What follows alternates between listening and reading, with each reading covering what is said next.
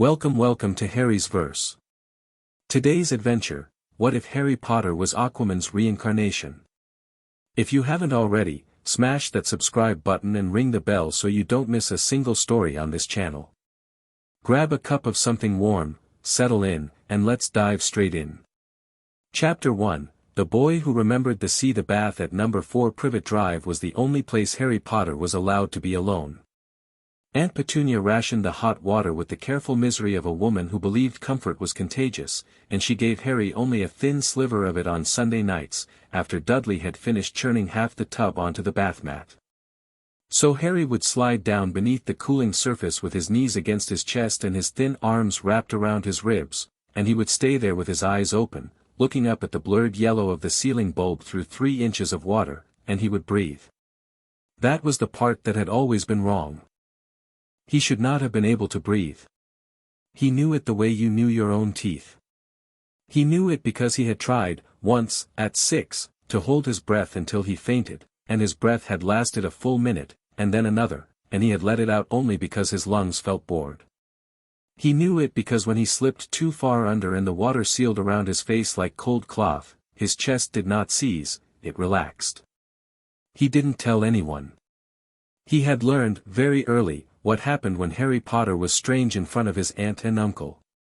On the night of Dudley's 11th birthday, with the Dursleys downstairs making a noise that sounded like a herd of shoes falling down a cliff, Harry lay on his back in 2 inches of cold grey water and watched his own reflection break and knit itself along the tiled ceiling. A crack in the ceiling, long and pale, reminded him of something. He didn't know what. Something shaped like a lightning bolt but older. Something shaped like a crack in a wall of stone, under a great and very cold pressure, in a place where the sunlight came through in bars. He didn't remember. He didn't quite forget, either. It had been happening for as long as he could remember, this almost remembering. At 4, he had told Aunt Petunia, perfectly matter-of-fact over porridge, that the rain outside was in a bad mood.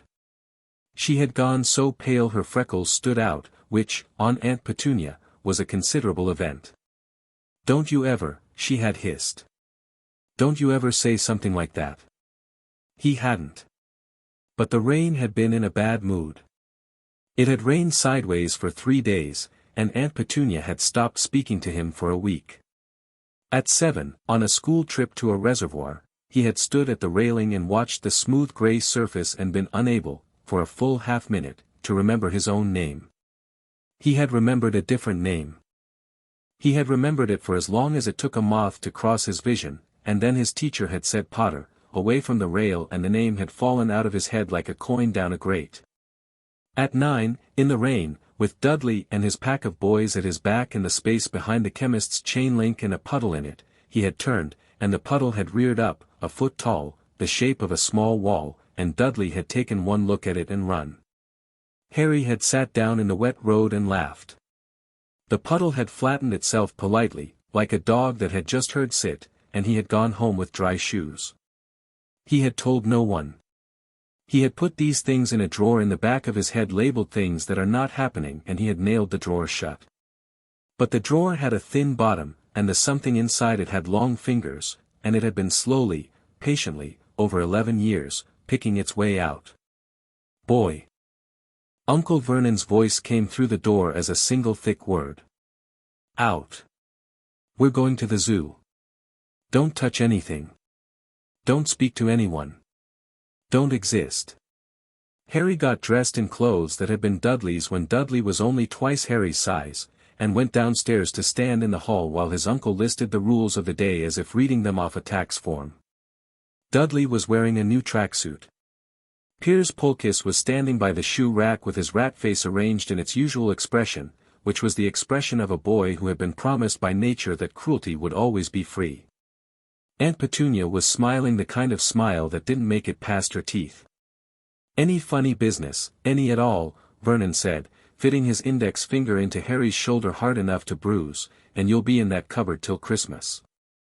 "Yes, Uncle Vernon." "Swear it." "I swear it, Uncle Vernon." He swore a lot of things, Harry Potter, and none of them held. Not because he was a liar, he wasn't, but because something inside him had never agreed to the contract. Something inside him had never quite agreed to stay. At the zoo, under a flat London sky the color of dishwater, Dudley got ice cream and Harry got the look people gave him when they saw Dudley first and Harry second. Piers spent the morning trying to get lions to wake up by rapping on glass. Dudley ate until his face shone. Aunt Petunia talked in a low steady hiss about how nice it was that they could all do this as a family. Harry walked a pace behind them all with his hands in his pockets, and he did not run ahead to see the elephants, and he did not ask for anything, and he did not draw Vernon's eye. The reptile house was cool and low-lit, and smelled faintly of earth and something old. Dudley wanted the boa constrictor. Dudley wanted the boa constrictor to do something. Dudley rapped on the glass with his knuckles. Dudley complained. Dudley moved on. Harry stayed. The boa was a rope of muscle as thick as Harry's thigh, looped in sleeping coils on a branch behind the glass. A small sign below the tank said, in cheerful italics, "Bred in captivity." Harry put his hand flat against the glass because nobody was watching and because he was tired, and because the snake had opened one eye, and the eye was very dark, and very intelligent, and very much looking at him. "Sorry," Harry said, under his breath, "that must be really boring. Being in there." The snake's tongue flickered. It said, very clearly, "Cousin." Harry's fingers went cold against the glass. Not because he had heard a voice, he had not exactly. The word had arrived in his head the way his own thoughts arrived, but from the wrong direction. It had arrived in a language he did not speak and understood anyway. "You smell of salt," said the boa. "You smell of the great road. You smell of the Lord under the waves. Cousin. Are you lost?" Harry did not answer. Harry's throat had closed. Something was rising in him, fast, from a place much deeper than his chest. Something that knew exactly what the snake meant. Something that had once stood on a black beach with a trident in its hand and spoken to a kraken about treaties. The glass under his palm grew warm. No, not warm. Alive. He could feel the quiet breath of water inside the tank, a small weight behind the glass. He could feel, dimly, the goldfish tank 2 rooms over. He could feel, more dimly still, the Thames on the far side of the city, an immense slow animal coiling through the bones of London. "Cousin," the boa said again, more urgent now, "you have come. You have come back. Will you open the door?" Dudley hit Harry in the small of the back with both hands. "Dad! Dad, come here, look what it's doing." And the world, Harry would remember this exactly for the rest of his life, the world, for a bare instant, listened to him. The glass of the reptile tank did not shatter. It melted. It sagged, briefly, like wax in a warm room, and then it flowed, running in a single clean sheet downward as if someone had drawn a string out of the bottom of it, and the water inside the tank, which should have stayed behind, leapt with it and did not fall straight down but rather slid outward across the tiles of the reptile house floor in a neat widening tongue that reached Dudley before it reached anything else. The water took Dudley's ankles the way a dog takes a bone. It went up to his knees. It went up to his waist. It did not, Harry noticed distantly, go anywhere else in the room. A family with a pram 3 feet away stayed perfectly dry. The water had decided on Dudley. Get it off him. Aunt Petunia shrieked, and that was when the boa slid out of its former home, past Harry's ankles, polite as a cat, and said, "Thanksus, Kussasissin," and went. Harry stood very still in the middle of what he had done. Somebody was laughing.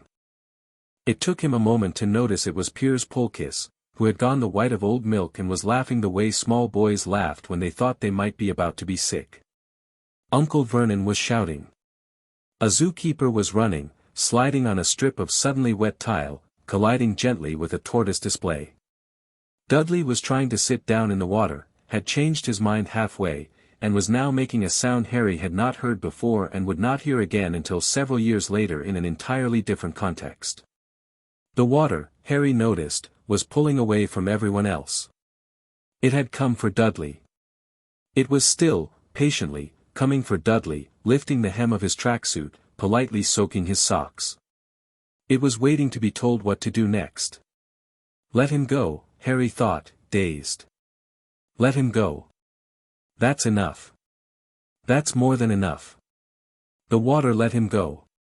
Dudley fell forward onto his hands and knees. The water ran back across the floor in a silver thread and vanished down a drain grate as if it had a schedule to keep. Harry was staring at his own hand. His palm was tingling. A small pale mark, like a half-moon, had appeared on the inside of his wrist. When he blinked, it faded. When he blinked again, it had been there a long time and he had just never noticed. He had noticed. He had just made himself forget. Uncle Vernon did not look at him the entire walk to the car. He did not look at him while he shoved Harry into the back seat. He did not look at him while he drove home in a silence so heavy it seemed to weigh on the shocks of the car. He did not look at Harry as he opened the cupboard under the stairs, pushed Harry in, and turned the key. Not a word, Vernon said through the door, and his voice was wrong. It was not angry. It was scared. Uncle Vernon had been scared for 32 seconds inside the reptile house, and he was going to take it out on Harry until the fear became a bruise he could forget. Harry lay in the dark on the camp bed in the cupboard and put his hands flat on the top of his ribs and tried to breathe. His heart was not racing. That was the strangest thing. By every law of being 11 years old, Harry's heart should have been hammering. He had just made water leap out of a tank and take a boy prisoner. He had just heard a snake call him cousin. He had just realized, was in the act of realizing, that the thing inside him he had been pretending was not there, the thing he had been calling his temper and his nerves and his bad dreams, was someone. His heart was slow. Slow and heavy and even. Like the sound his body made when he sat under the bath. He closed his eyes. Cousin, the boa had said. You smell of the Lord under the waves. Harry had not been the lord of anything. Harry had been the boy who was not allowed to lock the bathroom door in case he did something peculiar. Harry had been the boy whose hair grew back overnight when Aunt Petunia cut it to the scalp, and whose jumper shrank away from him when he didn't want to wear it, and whose teacher's wig turned blue. Harry had been the small weird thing the Dursleys held at arm's length and called boy, because saying his actual name would have been admitting he was real. Harry had also, apparently, been someone else. Behind his eyes, when he was very still, he could almost see it. A throne of black glass. A hall where the ceiling moved like the underside of a sea and was the underside of a sea. Spears of coral with blades of metal he could not name. A crown. A woman with hair like pale kelp. A father, no, a stepfather, in a lighthouse on a rock. Arthur. He mouthed the name without meaning to. It felt like unfolding a letter he had been carrying in his pocket for years. Arthur Curry. He did not know what it meant. He did know, the way he had known about the glass, the way he had known the snake, that it was true. He had been that person. He had stood on a beach at the edge of the world and put his hand into the water and said come, and the water had come. The water had come just now. The water would come again. Harry turned onto his side, facing the pale line of light under the cupboard door, and slept. He dreamed, that night and every night for a week. He dreamed of a lighthouse above a grey Atlantic. He dreamed of a man with a lined face and patient hands teaching him to tie knots. He dreamed of himself as grown, tall, broad-shouldered, blonde, bearded, wearing a shirt of scales that moved like fish, standing on the ocean floor with a three-pronged spear in his hand and speaking to something with too many eyes in a voice that shook sand loose from stones. He dreamed of a crown being placed on his head by a woman who looked like the sea. He dreamed of a brother, half-brother, with black hair and black armor and a face twisted between love and grief. He dreamed of a woman with red hair and laughter, and when he reached for her his hands were smaller than he expected and she was saying, Harry, Harry, my sweet boy, look what you've grown. He dreamed of a green light. He woke, always, the second the green light arrived. He woke with his eyes wet and his hand clenched and his heart, still, slow. On the morning of the 8th day, he stopped dreaming. On the morning of the 8th day, he stopped being only remembering. He had got up at 5 because Aunt Petunia wanted him to weed the front bed before the neighbors could see him doing it, and he had filled a watering can at the outside tap, and he had lifted the can, and then, because he was thinking about the dreams, and because the dreams were not quite dreams, he had felt the water in the can with his hand without touching the water. He had felt it the way you felt a friend standing behind you. He had felt it and it had felt him and it had said, politely, "Where would you like me to go, my lord?" Harry had set the watering can down very quickly on the front path. Then he had sat down next to it. Then he had started to laugh, because it was either that or start screaming, and the Dursleys did not tolerate screaming. "Okay," he whispered to the watering can. "Okay. We're going to be sensible about this." The water in the can shivered in a way water did not usually shiver. "Right," Harry said. He was 11. He was filthy. He had bruises the color of thunderclouds on both shins from Dudley Day on Tuesday. He had a scar on his forehead that, now he was thinking about it clearly, was not only a scar. He had a small pale half-moon on his wrist that came and went. He had, somewhere beneath all that, a man named Arthur Curry who had spent a whole life standing between the ocean and the end of the world. He thought, very clearly, if I had this, if I had all of this, why did I die? Nothing answered. Not the watering can.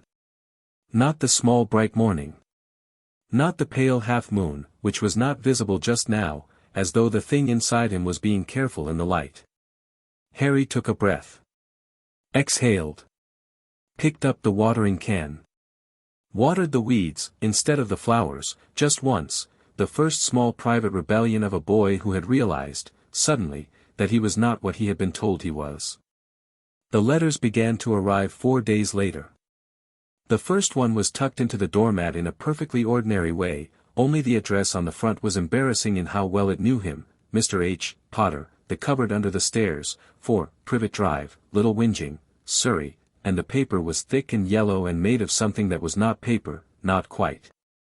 Harry had it in his hand for perhaps 6 seconds before Uncle Vernon saw it and his face went the color of uncooked pork. "Out of my hand. Now. Boy." Harry gave the letter over. He had felt, in those 6 seconds, the strangest thing, the paper had felt wet. Not wet. Remembered wet. As if it had been written by a quill dipped in something that had once been water, and the water was still in there, faintly, like a note held under a bridge. The letter went on to the fire. The next day, 2 came, and Vernon intercepted both. The day after that, 4, and Vernon intercepted 3. By the end of the week there were so many letters that they were coming out of the chimney and oozing under the door, and Uncle Vernon, who was a man who did not know how to surrender to anything but was extremely good at pretending things weren't happening, had nailed the letterbox shut. Harry did not need to read the letters. He had known from the first what they were. He had not known in the Arthur-knowing way, the Salt-knowing way. He had known in the Harry-knowing way, in the dim sure sense, held for all his short life, that somewhere in the world there was a door with his name on it, and that one day, when the Dursleys weren't looking, the door was going to open. The door was opening. The letters kept coming. On the 7th day of the letters, Uncle Vernon packed the car. "We're going," he announced, with a fake smile that sat on his face like a sticker. "We're going on a holiday. A spontaneous holiday. Just us. Family." "What about the postman?" Dudley said.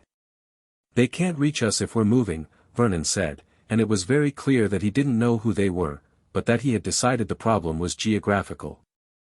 Harry sat in the back seat with his forehead against the cold window and the world slid past grey and flat and smelling of petrol and salt. It smelled more of salt the further they went. Vernon drove in a spiral, west, then south, then west again, then a motorway, then a lay-by, then a B-road, then a terrible unpaved track that Aunt Petunia said wasn't a road at all. At one point he pulled over and made everybody get out so he could drive back through a service station in the wrong direction to throw them off. Harry, watching through the glass, felt the sea long before he saw it. It was a low sound, almost below his hearing. It was the hum of the fridge in a quiet kitchen. It was the way his chest had felt in the bath when he was 7 and 8 and 9 and 10 and 11 and had not had a name for what was happening. He felt the sea in his teeth. He felt the sea in his wrists. He felt the sea in the scar on his forehead, which had always ached a little in thunder, and which, now, ached in a different way, a remembering way. "I'm coming," the sea said. Harry, mouthing the words into the fogged window, "I know." The place Uncle Vernon finally decided they would be safe was a shack on a rock in the middle of a cold gray sea. It had been advertised, according to Vernon, as a holiday cottage, but that was being generous to the advertiser. It was one room with a wood stove that smoked when you breathed on it, a bed made of what had once been a small boat, and a single gray window that looked out on an infinity of horizontal water. A gale had come up as they arrived. The ferryman who brought them, who was not exactly a ferryman but the owner of a fishing boat that had been converted to take idiots where fishermen would not go, had pocketed Vernon's money and left so quickly he did not look behind him. By nightfall the rain was horizontal and the wind was pushing the door against its own hinges like it wanted inside and would settle for teeth. Dudley cried. Aunt Petunia looked at Uncle Vernon in a way that was just starting to understand that the Uncle Vernon model of problem-solving was not, structurally, going to work on the forces currently lined up outside. Uncle Vernon tapped his watch at 11 o'clock, announced that Harry was a year older in 37 minutes but it didn't matter because birthdays were for people, and then went to sleep on the floor in front of the door like a man guarding a gate against its own frame. Harry lay on the cold stone floor and watched the line of his own breath come out of him in a thin white thread. The storm outside was his. He knew it the way you knew your own pulse. The storm was walking, and the storm was walking toward this rock, and the storm was not angry, nothing so small as that, but the storm was arriving, and Harry was the reason it was arriving, and this was the thing that made his heart go slow again. He watched the small cheap clock on the wall tick toward midnight. 11:58. 11:59. Midnight. And the door came off its hinges. It did not slam open. It did not break. It lifted, in one smooth motion, like something had taken hold of it and put it aside, and cold wet air poured in like a river, and in the center of the doorway was the biggest man Harry had ever seen. He was 7 feet tall and he was as wide as 2 Uncle Vernons and his beard went down his chest in one wiry black river and his coat looked like it had been made from 5 sheep at once. He ducked to come inside. He put the door back on the doorway. Harry saw him do this, by setting it there, and the door stayed, because the door had decided not to argue with this person. "Sorry 'bout that," the man said, and then he saw Harry, and his whole face collapsed inward with feeling. "Harry," he said. "God." Harry. Harry, on his bit of floor, sat up slowly.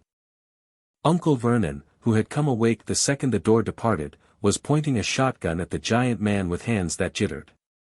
"I demand," Vernon said, "that you leave. At once. I demand." The giant man took the gun out of Vernon's hands, looked at it, bent the barrel into a neat knot, and handed it back. "There you go," he said kindly. "Won't be needin' that."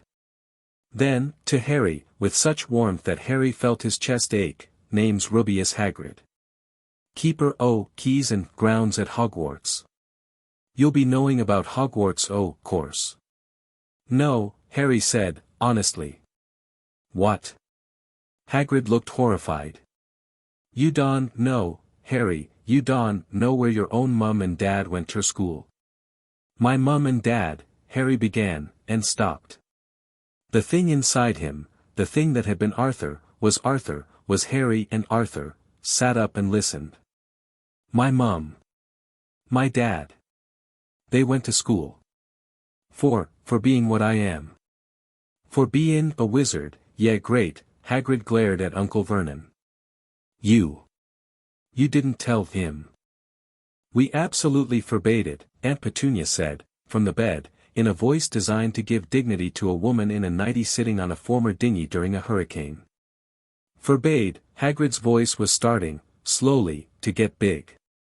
Yeah, forbade it. He's not going to that place of monsters, Vernon started. He'll be goin' to Hogwarts, Hagrid said, and the walls shook, and all the pans on the stove rattled, and the storm outside paused as if to listen. If Dumbledore says he'll be goin' to Hogwarts. And then, because the moment required it, because Harry had been holding his breath for a very long time, and because the thing inside him was starting to unknot at the edges, Harry began to laugh. He laughed quietly, at first. He laughed into his knees. He laughed the way a person laughs when they have been promised, for 11 years, that they are nothing, and the world has just walked through their door in person to say, "No, you were a lie the whole time, come home." Hagrid, alarmed, crouched down. "Easy, Harry. Easy there." "I'm all right," Harry said, wiping his face. "I'm all right. I knew. I knew something was coming. I didn't know it would be, you." "Me?" Hagrid said. He looked briefly pleased, and briefly terrified. "Me. Right. You've got a good face," Harry said. He didn't know where that came from, and then he did. It came from the part of him that had, a long time ago, stood in a throne room and taken the measure of ambassadors on the basis of their faces, and had almost always been right. This one is a friend. This one has never done a cruel thing on purpose. Sorry. You do. Hagrid rubbed at his eyes with the back of a huge hand. You knew. For about a week. Harry looked at his hands. They were pale and small and they were his. Something happened to me. At the zoo. And then, every day since, something else has happened. In the morning, with water, I can feel it, I can tell it where to go. It listens. And I've been dreaming. Not dreams. Other things. He looked up. Mr. Hagrid, who was Arthur Curry? Hagrid stared at him. Arthur Curry. Arthur Curry. He was, I think, Harry's voice had gone strange, as if it were coming from two places at once. I think I was him. A silence came into the shack that was older than the shack. In that silence, the storm outside sat down on the rock and waited. Hagrid, enormous, bearded, kind Hagrid, sat down too, on the floor, as if he could not do it standing up, and the floor made a small sound of protest and then decided to bear it. I don't know that name, he said slowly.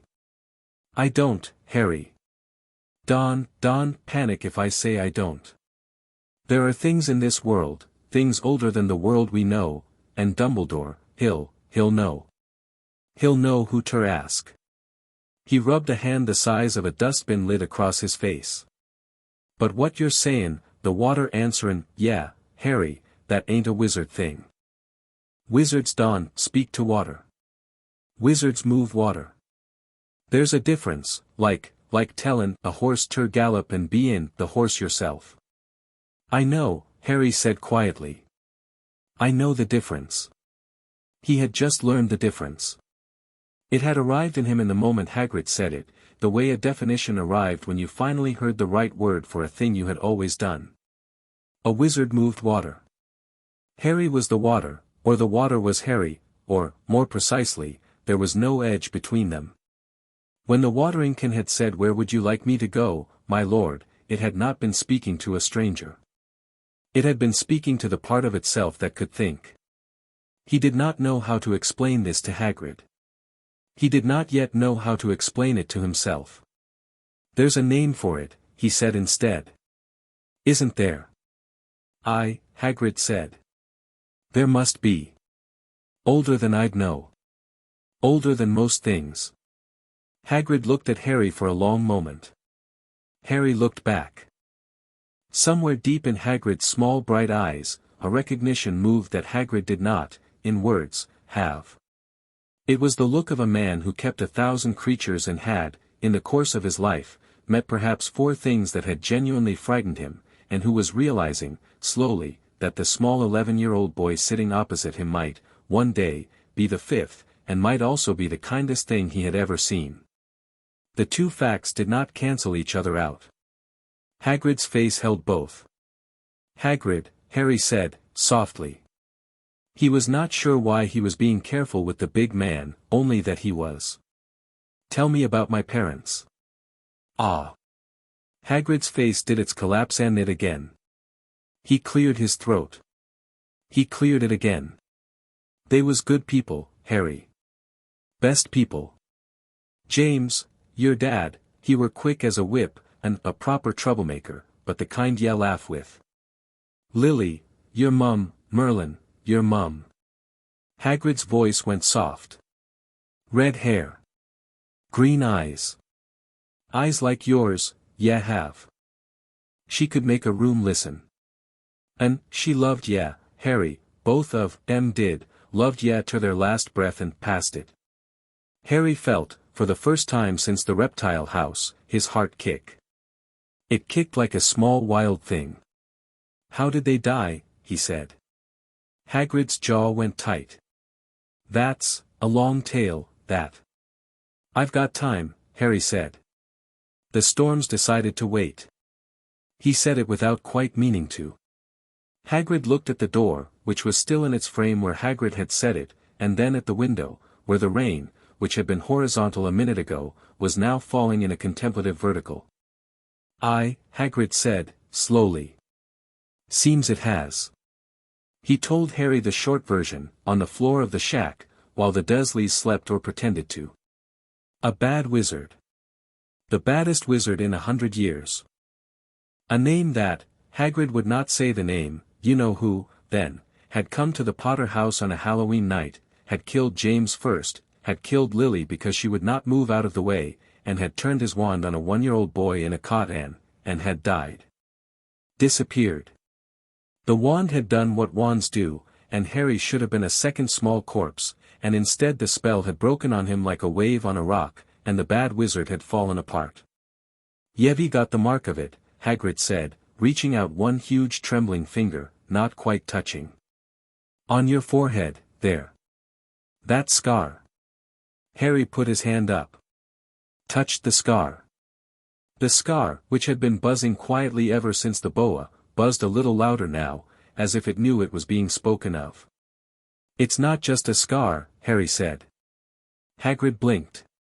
"No," Harry said. "It isn't. I can feel, there's something in it. A splinter. Of something." He looked up. "Is that possible?" Hagrid had gone very still. "Dumbledore," he said finally.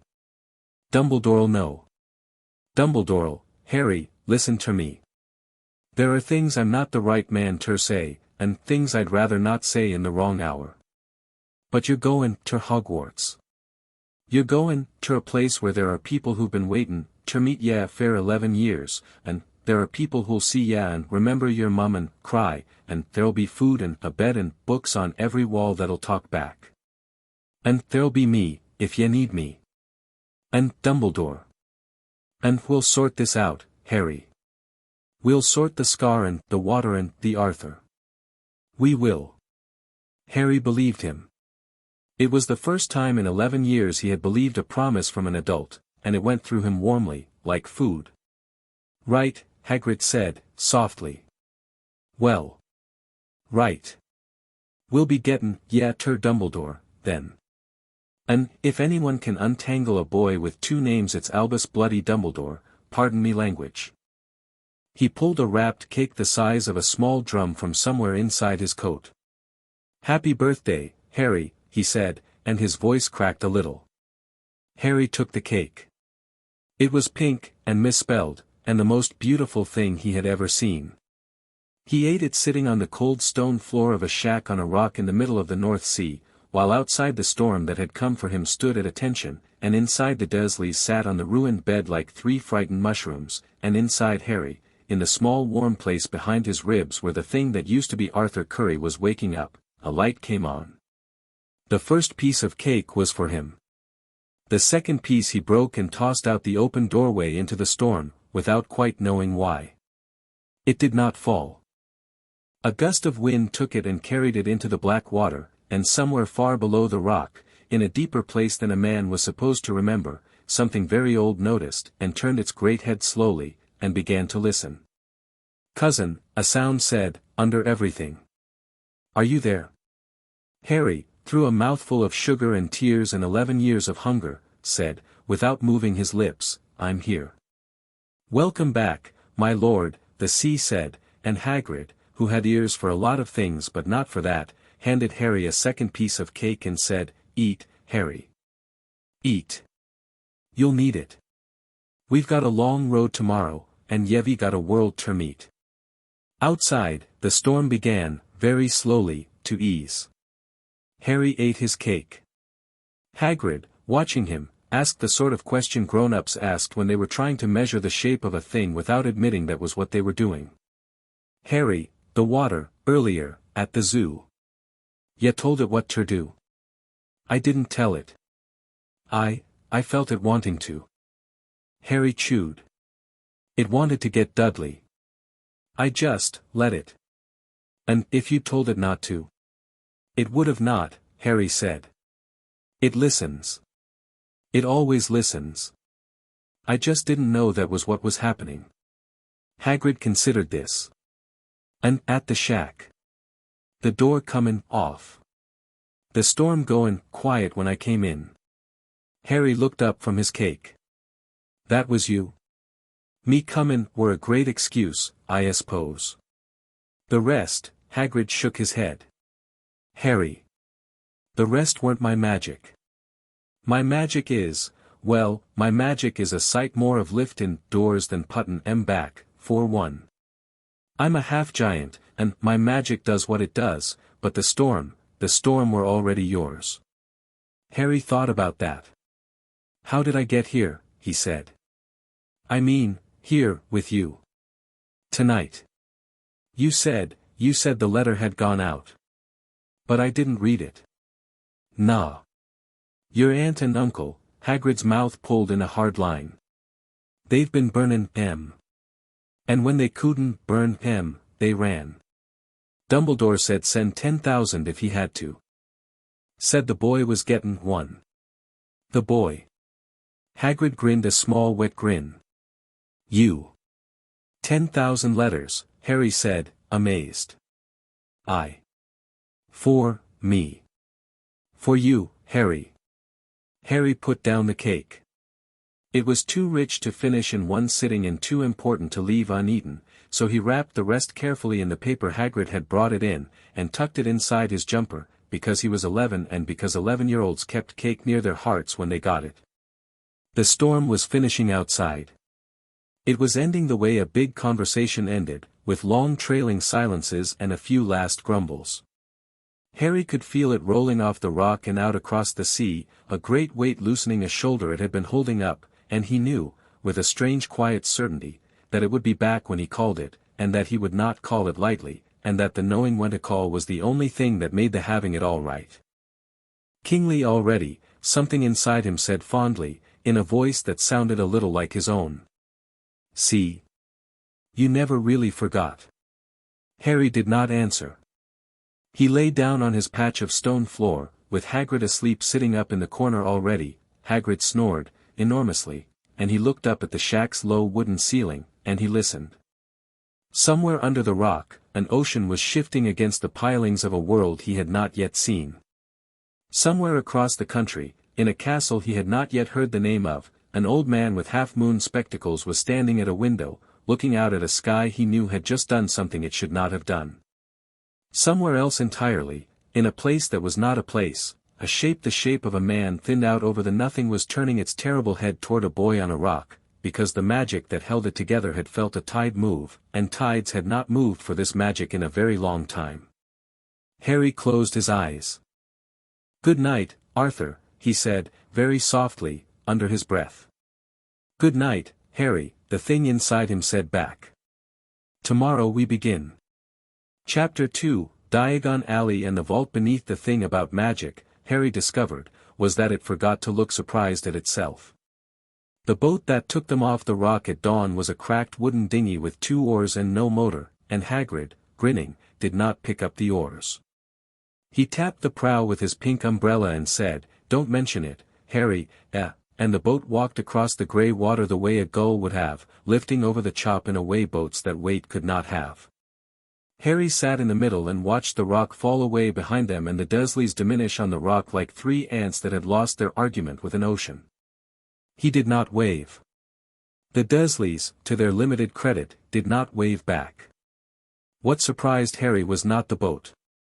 He had, on some level, already decided the world would cooperate with this kind of thing now. He had 11 years of small strange cooperation behind him and it was only just getting itself tidy.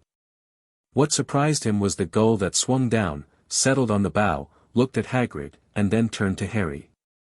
"Good morning, Lord," the gull said. "The herring are thick to the east today. You were here last night." "We came out to be near." Harry stared at it. The gull stared back, polite. "Harry?" Hagrid said. "Y'all right?" "The gull is saying hello," Harry said. Hagrid looked at the gull. The gull, graciously, dipped its head at Hagrid. Hagrid looked at Harry again. "Right," Hagrid said. "Right. Well, say hello back, I suppose." "Hello," Harry said to the gull, a little shyly. "Thank you for coming." "We came because you called the weather," the gull said simply. "Nothing has called the weather in 140 human years. We forgot how. We are remembering." Then it flapped once, politely, and was gone. Hagrid did not speak for a long moment. He pulled a large red handkerchief from a pocket inside his coat and dabbed at his eyes. "Nothin'," he said, when Harry looked at him. "Nothin'. You're just," he shook his head. "You're just a bit of a lot, Harry Potter. That's all." They reached a dock Harry did not recognize and Hagrid folded the boat up in a way boats could not fold, and tucked it into his coat. Then he led Harry through a small sleeping village and onto a train. The train was perfectly ordinary. Nobody on the train stared at Hagrid, which was the first thing about the wizarding world Harry refused to accept. "They don't see you," he said, watching a businessman pretend that there wasn't a 7-foot bearded man in a moleskin coat opposite him. "They see me." Hagrid grinned. "They just decide not to be. It's a little charm most of us just leak, if we're not careful. They'll say they saw a tall bloke. They won't remember the rest. And if I did that? If you did that, Harry, they wouldn't even remember you." Harry thought about this. 11 years of being invisible in a house where the adults did not meet his eye. He wondered, not for the first time, whether he had in fact been doing that without meaning to all along, and whether the Dursleys' refusal to see him had been partly his own magic apologizing for his existence. "I don't want to do that," he said at last. "Then don't," Hagrid said mildly. "You'll find, Harry, a lot of magic is about want. Wantin' it right. Wantin' it polite." The Leaky Cauldron was a pub on Charing Cross Road that only people who were looking for it could find, and Harry found it the moment he saw it, which pleased Hagrid. It had a low black door with a sign like a battered dream, and smelled of beer and old smoke and something sharper underneath, something that made the back of Harry's teeth tingle. They stepped inside. Conversation stopped. Harry had not known, until that moment, that conversation could stop. He had thought, vaguely, that it was something writers exaggerated. But it stopped, the way a flock of starlings stops, all at once, without instructions. A dozen pairs of eyes turned to him, and fixed. The barman, a toothless man polishing a glass, dropped the glass. A tiny witch in a pointed hat fainted forward into her soup. A wizard in a tall purple top hat clutched at his chest and made a wheezing sound. "Bless my soul," the barman said. "Harry Potter. Harry Potter, back amongst us." "Hi," Harry said, and put out his hand the way Hagrid had told him in the train to do when meeting adults. The barman seized the hand with both of his own, They were wet from the bar cloth, and pumped it up and down so hard Harry thought his arm would come off. "Welcome back, Mr. Potter." "Welcome back." "Tom, sir, just Tom." "Welcome home." Then he began to cry. After that the queue formed, as if in British fashion. A witch with an unusually long nose. A man who said his name so breathlessly Harry didn't catch it. A stammering, pale young man in a turban who gripped Harry's hand with fingers colder than anything Harry had ever touched and said, "P.P. pleased, Mr. P. Potter. P.P. perhaps one D.D. day, P. Professor Q. Quirrell, I.T. teach D. defense against the D. dark arts," and who let go of Harry's hand as if it had burned him. It had, a little. Not him, the turban had. There had been, in the instant their hands met, a sound inside Harry's head. Not words. Not even close to words.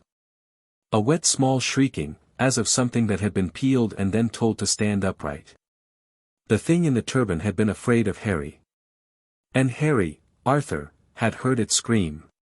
"Professor," Harry said politely, and let his hand drop. "Thank you, sir."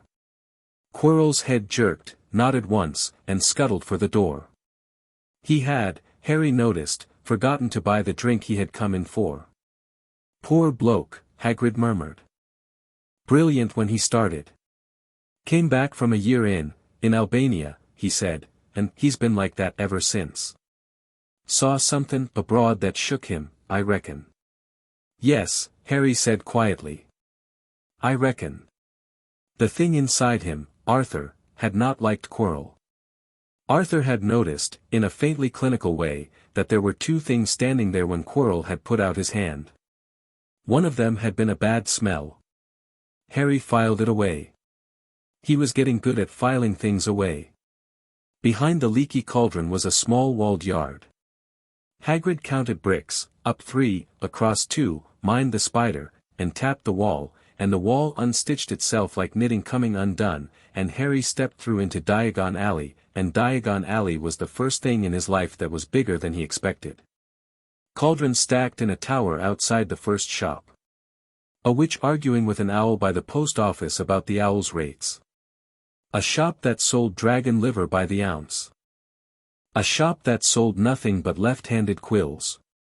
A boy about his own age chasing a self-propelled broomstick down the cobbles, shouting at it in a voice that was half laugh and half curse. Signs that painted and unpainted themselves. A smell of bread and parchment and potion smoke. Harry stopped in the middle of the street, because his body wanted to stop, and because the thing inside him, the Arthur thing, the salt thing, was doing something new. It was laughing. Not cruelly. Not dismissively. Laughing the way a man laughed who had spent a lifetime at the bottom of the world and come back up to find that, all this time, there had been a surface, and the surface had been having its own strange wonderful party, and he had been invited. "Hurry," Arthur said, in him, warmly. "Hurry, we have to see all of it." "All right," Harry breathed. "All right. Where first, Hagrid?" "Gringotts," Hagrid said. "Banks first. Can't have magic without money, and Yevi got a fair pile o' both." The front of Gringotts was white stone and heavy brass, and in front of the doors stood the first goblins Harry had ever seen, and the thing inside him knew them immediately. It had always known them. Arthur, in the life Harry only half remembered, had once spent a month in the court of the dwarves of the trench and had negotiated a treaty over the right to mine a vein of starstone that ran under 3 coral reefs. Goblins were not that. Goblins were a more surface thing, a more above-ground thing. But they were of that family. He nodded at the gate goblin, small and polite, with the corner of his jaw angled the way an equal nodded at an equal. The goblin's eyes flicked to him and flickered. Surprise. And then the surprise was very carefully folded away and the goblin inclined his head back exactly the same way. Hagrid did not notice the exchange. Hagrid was fishing in his coat for a crumpled letter from a very long pocket. Inside, the ceiling was a vault, and the tellers' desks were polished black marble, and quills scratched in a dozen registers in a silence Harry found, suddenly, powerfully, homelike. It was the silence of a deep place. It was the silence of a city at the bottom of the sea. It was the silence of being below, safely. "Mr. Potter's vault, please," Hagrid said, a little too loud, because Hagrid was the only person in the room who was loud. There's another matter." He slid a grimy envelope across the counter. The teller, a thin goblin with a long nose and a red velvet skullcap, took the envelope without touching the grime, read the inside without taking it out, and nodded briskly. "Very well. Griphook will take you." Griphook. A younger goblin came forward. He was not much taller than Harry, and he met Harry's eye with the same briefly startled recalibration the gate goblin had shown. Harry, without thinking, did the equal nod again. Griphook's small teeth appeared in something that was almost, in a very cautious goblin way, a smile. "Mr. Potter," he said. His voice was like a good small knife. "The vault first, or the other?" "The vault," Hagrid said. "Fast as ya can." Hagrid fast, mind. Griphook's smile widened a millimeter. "Hagrid fast," he said gravely. "As you wish." The cart was something like a roller coaster and something like a goat, and it shot them at violent speed down a track into the dark, which was not as dark as Harry had been expecting. The tunnels widened. The air got colder. The air got older. The air got wetter. They passed, at a wide bend on the fourth level down, a passage that went not down but sideways, and from that passage came, not visible, only felt, a smell of salt. Harry's head whipped around. The cart screeched around the corner, taking the bend too fast, and the sideways passage was gone. "Griphook," Harry said, leaning forward. "What's that way?" "Which way?" said Griphook. "The one that smelled of sea."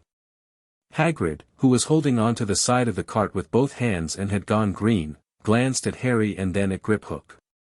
Griphook's face, in the small greenish glow of the cart's lantern, did a careful, inscrutable thing.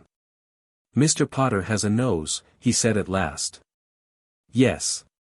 There is a vault that way," Griphook said.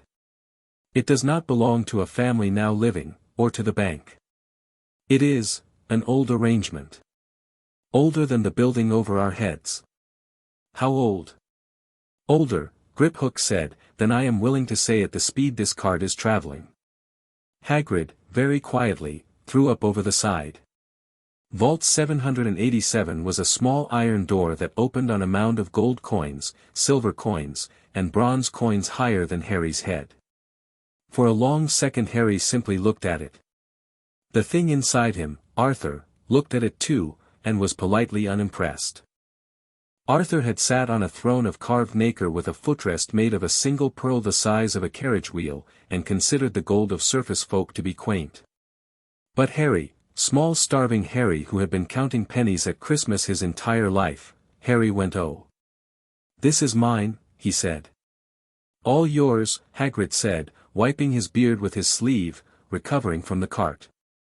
"Your parents didn't leave ya with nothin', Harry." Harry filled a drawstring bag with enough money to be more sensible than he felt, and Griphook closed the vault again, and the cart went on. "The other business," Griphook said, and the cart went down. Hagrid put the wrapped little package onto the desk of a second vault, number 713, which was not a vault but a hole in the rock with a door on it and a dragon's scale hanging above, and the door opened, and the package went in, and the door closed, and that was that, except for the part where all three of them stood for a moment in the sudden silent dark and Harry felt, at the very edge of what he could feel, an object of enormous quiet importance being put to sleep. Behind stone. "What was it?" he asked, as the cart climbed. "Hogwarts business, Harry," Hagrid said, loudly, in the voice of a man who had been told to make this line rehearsed. "Top secret Hogwarts business." "Fine," Harry said. It wasn't fine. Harry, who had spent a lifetime listening for the thing Aunt Petunia wasn't saying, heard it at once. Something in a little package, taken to the deepest bank in the world, in the same week that an orphan with a scar was being collected. Somewhere, in the room where grown-ups sat and decided things, he was at the center of a picture whose frame he couldn't yet see. He didn't say that. Not yet. He said instead, as the cart began its last climb, "Grip hook. The other passage. I'd like to see it. Not today. Someday. If there's a way." Grip hook looked at him for several seconds, during which the cart climbed, and the darkness thinned. "Mr. Potter," he said finally. "It has not been seen in a very long time. Not even by us. What opens it, we do not have. It is a family vault, in the old sense, and the family is gone." "Is it?" Harry said. Griphook's jaw did that careful thing again. "There have always been rumors," he said, "of an heir. Perhaps." Harry nodded. He did not say that the Arthur thing inside him had, at the sound of the word family, tightened in a way that was not quite a fist and not quite a hand at a door handle. He did not say that he thought he might be the key.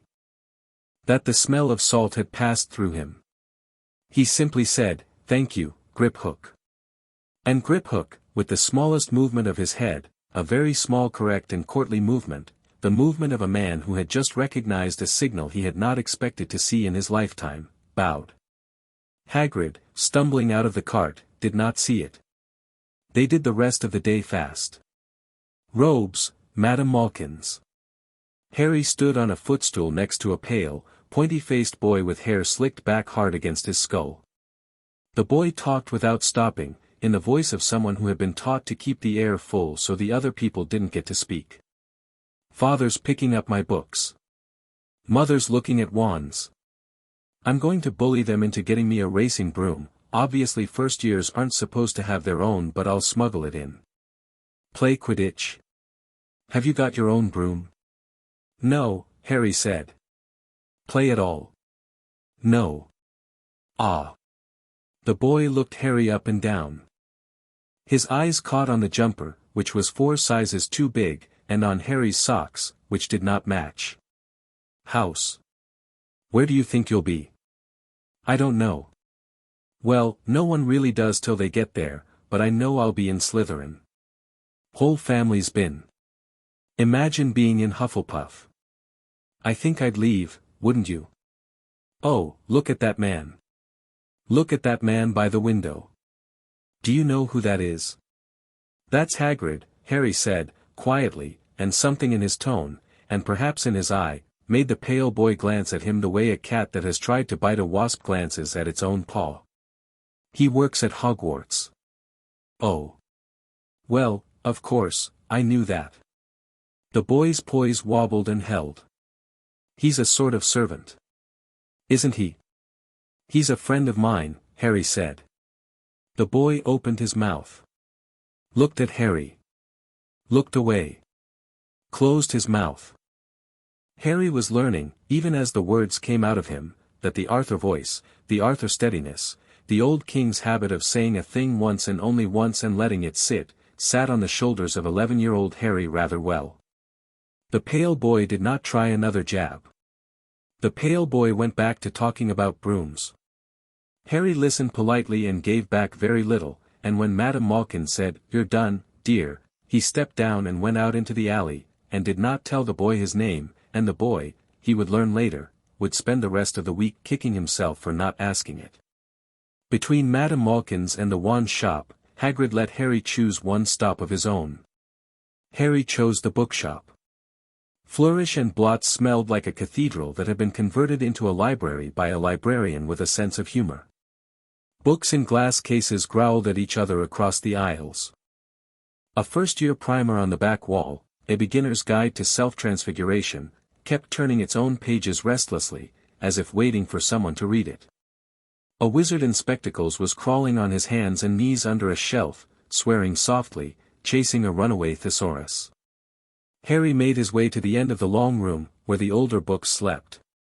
He did not need a book on charms or potions yet, Hagrid had bought all of those off a list. He needed something else. He found 2. The first was a brown cloth-bound volume the size of a brick, Magical Peoples of the British Isles, by Bathilda Bagshot.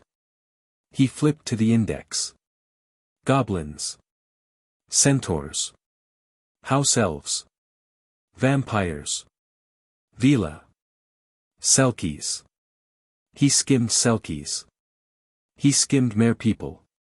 He found, halfway down a paragraph on lake dwellers and estuary folk, a single sentence: most communities will not speak to a wizard, although exceptions have been recorded for those bearing a token from the old houses, now extinct.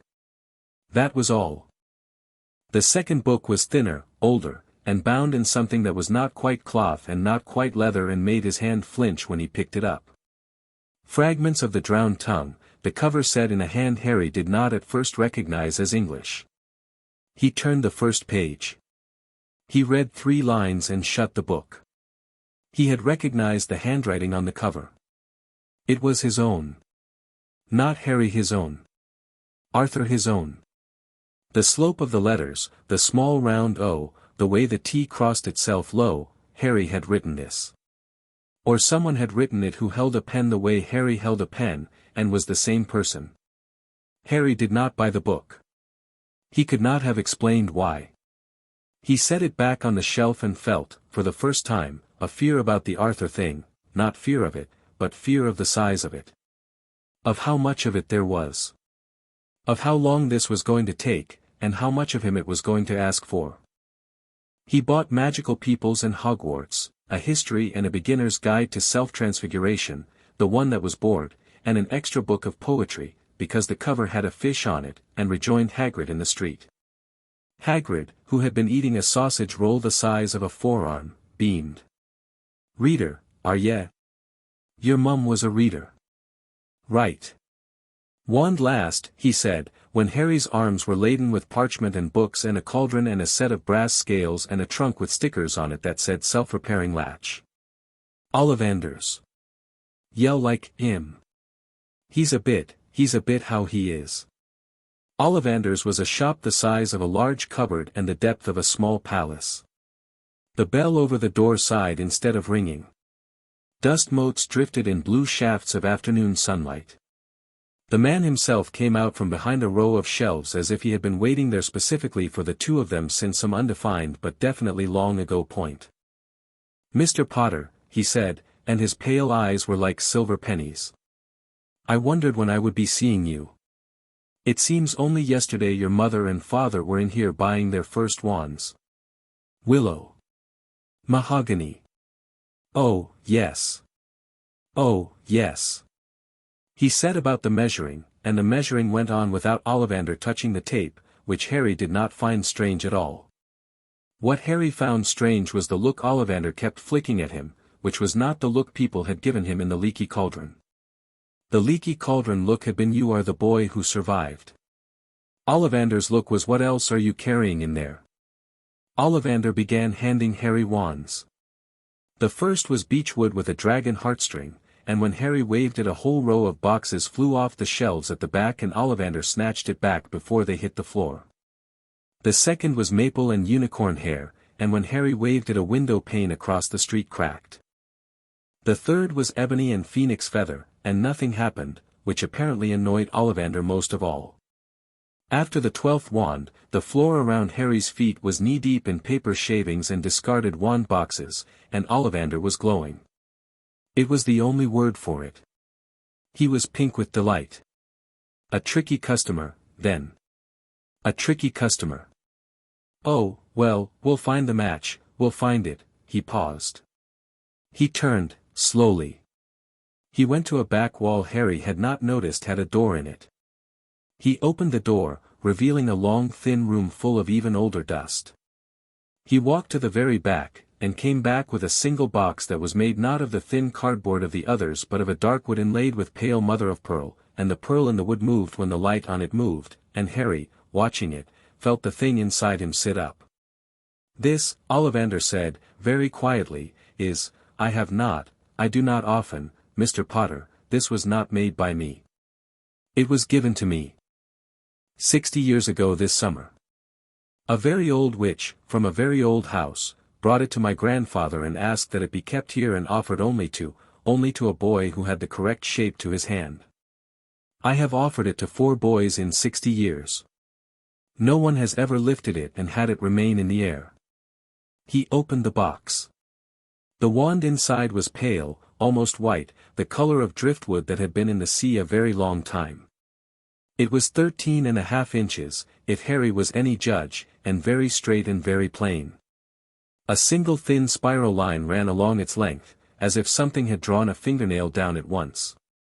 It smelled, when the box opened, of salt. Coral wood, Ollivander said, softly. From a tree that does not grow above the waves. Cor, unknown. The witch would not say. She said only that the wand had been, given up, by a being that we on the surface no longer name. A scale, she said. A single scale from the hide of a thing that remembers the first wave. Hagrid, who had been making himself small in the doorway, was staring. Harry reached out. His hand got to within 2 inches of the wand and the wand flew into his palm, gently, like a bird landing on a familiar branch. A sound came out of it that was not a sound, it was a hum, a thrum, a note struck on the inside of Harry's ribs that made his fillings ache. The spiral line on the wand glowed briefly, under his fingers, in pale blue-green. The shop filled, for a moment, with a smell of a beach at low tide. Ollivander was crying. Not loudly. A single tear down one cheek. Yes, he breathed. Yes. Oh, Mr. Potter. Oh, my word. What does this one do? Harry asked, after a silent moment. Ollivander wiped his cheek. He did not, Harry noticed, seem surprised by the question. That wand, he said carefully, will do what your other one does. Your other one. He glanced at Harry's forehead, at the scar, which had been buzzing quietly for about 30 minutes now. 11 inches, holly, phoenix feather. That is the wand that chose you, yes. I know it. It is here. He opened a drawer, produced it, set it on the counter. The wand that chose you as a wizard. The one you have just picked up is, something older. It has chosen you as a king. They are not, he added, with a small severe nod, the same thing. Harry stared at him. How much, he said, through a throat that had gone dry, do you know, Mr. Ollivander? Very little, Ollivander said. But I have sold wands for 123 years and I have eyes. Take both, Mr. Potter. Take both. Any wand you lift will lift you back, but these two will lift you into the place you already are. I've got money, Harry said, too fast. What do I owe? The holly and phoenix feather is 7 galleons, Ollivander said. The other is a gift. From a witch 60 years dead, to a boy not yet 12, for services rendered in a war the rest of us have forgotten. I will not be the one to charge for it. He bowed, with dignity, as Harry put 7 coins on the counter. Hagrid, when they left the shop, did not speak at first. He carried Harry's cauldron and a crate of books and he walked with a silence so heavy the cobbles noticed. Hagrid? Harry said. Harry, Hagrid said. Harry, lad. I am a very simple man. I like my animals, I like my dog, I like my cake. I am going to pretend, for the time being, that we just bought a normal wand. Not because I'm scared of what we didn't buy. But because I know my place, and my place is to get to Hogwarts and the folk wiser than me will do their wise things. All right? All right, Harry said, because he liked Hagrid and because it was, decent, in its way, of Hagrid to say. Between Ollivanders and dinner, Hagrid took him to a quieter corner of the alley, near a bakery that was selling small bread animals that walked about on the tray, and crouched down on his heels so his face was almost level with Harry's. Harry, he said. You're askin' the right questions and I'm a bloke who fell about when I saw a piece of driftwood. So I'm goin' ter tell ya a couple o' things now, plainly, and you're ter listen. I'm listening. 1. The wizard who killed your parents. The one who did that ter your forehead. He weren't killed that night. He were broken. Scattered.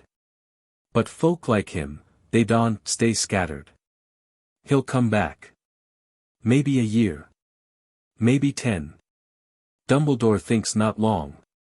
Harry nodded, slowly. 2. There are folk at Hogwarts, at the school, who'll watch you like a hawk. Some, 'cause they love your mum. Some, 'cause they fear ya a little. Some, 'cause they want ter own ya. You're ter decide which is which, Harry. I can't do it for ya. All right. 3. Hagrid's voice went very gentle. That thing you're carryin'. The Arthur in ya. I dunno who Arthur were. But I know the look of a boy carryin' too much. I had it, once. And I want ye to know ye can put some of it down, now and then. In front of me. In front of Dumbledore. In front of a friend when ye find one. Ye don't have ter be king all the time, Harry. All right? Harry could not, for a moment, speak. His throat had gone tight. He had never been told, by anyone, that he was allowed to put anything down. He had been holding, since the cupboard, everything. All right, Hagrid, he said, when he could. I'll try. That's all I ask. Hagrid straightened, sniffed, wiped his face with his sleeve, and patted Harry's shoulder so firmly Harry's knees dipped. Right. Shepherd's pie. I'm starvin'. They stopped for dinner at the Leaky Cauldron. Harry had shepherd's pie. Hagrid had what appeared to be 4 shepherd's pies. Tom the barman kept trying to refill Harry's glass and failing, because the water in the glass kept rising politely back to the brim by itself before Tom got to it, and Tom, after the 3rd attempt, started looking at the glass with an expression Harry would come to know as the expression of a wizard who was not sure whether to find something funny or very worrying. On the way out, Hagrid pressed a ticket into Harry's hand. King's Cross, Harry. September 1st. 11 o'clock sharp. Platform 9 3/4. Don't lose it. And, he looked at Harry very seriously, look after that wand. The driftwood one. Keep it somewhere safe. Don't brandish it about. All right? All right, Harry said. And, Harry. Yeah. Hagrid's face worked. If anything happens to ya between now and September, send for me. Any owl'll do. Tell it Hagrid, and it'll find me. He patted Harry's shoulder with a hand the size of a dustbin lid. I ain't leavin' ya to the Dursleys for 2 months and no one watchin' your back. Ya hear? I hear, Hagrid, Harry said, and for the second time since the shack he believed an adult, and the warmth of it sat in him next to the first warmth, and together they were almost a small fire. He got on a train back to Surrey with his wand in one hand, his other wand in the other, his scar buzzing softly under his hair, and his heart as steady and slow as a tide. The sun was setting. Over the city, the river ran out toward the estuary the way rivers do when they have been told their home is waiting. Harry, looking out the train window, felt it like a hand on the back of his neck. He turned his palm up in his lap. Above it, 6 small drops of water rose out of nowhere, condensation, maybe, or his own breath made liquid, and hung above his palm in a pattern he did not know he had taught them. They made, very briefly, the shape of a crown. Harry, after a moment, let them fall. Uncle Vernon did not meet Harry at the station, and Harry, walking the 2 miles home with his trunk bumping against his heel, did not mind. The evening was cool. The air smelled faintly of cut grass and, under that, of something bigger and further away, the long low smell of the sea that had been riding along with him ever since the rock. He let himself in through the back garden. The kitchen light was on. Aunt Petunia was at the sink, pretending she had not been watching for him. Upstairs, she said, not turning. Dudley's 2nd bedroom. It's yours now. Your things are already in it. Harry stopped with his hand on the banister. He had, in fact, been expecting to spend the rest of the summer in the cupboard. He had been assembling, on the walk home, a small careful plan for how to fit the trunk under the camp bed. He had been picturing the 24 square feet of his life since he was 1, and he had not been surprised or sad about it. He had simply been making space. Dudley's second bedroom, he repeated. Yes, boy, Aunt Petunia said. Did I stammer? She had not turned. Her shoulders were tight. Her hands in the sink were shaking slightly. Harry realized, with a small jolt, that she was frightened of him. She had been frightened of him since the water tank. She had been, perhaps, frightened of him longer than that. He did not say thank you. It would have been cruel. He went up the stairs. Dudley's second bedroom was twice the size of the cupboard and had a window that opened, and a bed that had not been designed for a coffin, and shelves on which his small collection of new books looked very splendid indeed. Harry sat on the bed. He opened the window. He breathed in a long cold gulp of Surrey evening, and, because he could not help himself, he took the driftwood wand out of its box. He did not wave it. He laid it across his palm and looked at it. The spiral line warmed under his touch, just faintly, as if the wand were glad to see him. Harry closed his fingers around it. He did not say a spell. He did not know any spells. He thought, instead, very precisely, the way a man threads a needle, I would like the air in this room to be a little less stale. The window's white curtain lifted. A clean new air came through it. Not the garden air that had been there, a wet, green, ocean-tasting air, as if the room had decided to remember for a minute what a cave under a cliff smelled like. The air settled. Harry lay back on the bed. He slept, for the first time in 11 years, with the window open. Nothing bad came in through it. Something else did, in its way, a small silver moth that sat on his bedpost for an hour and watched him breathe, and then flew out again before dawn, on a long loop south to a castle whose windows were all still lit, where a man with half-moon spectacles was waiting.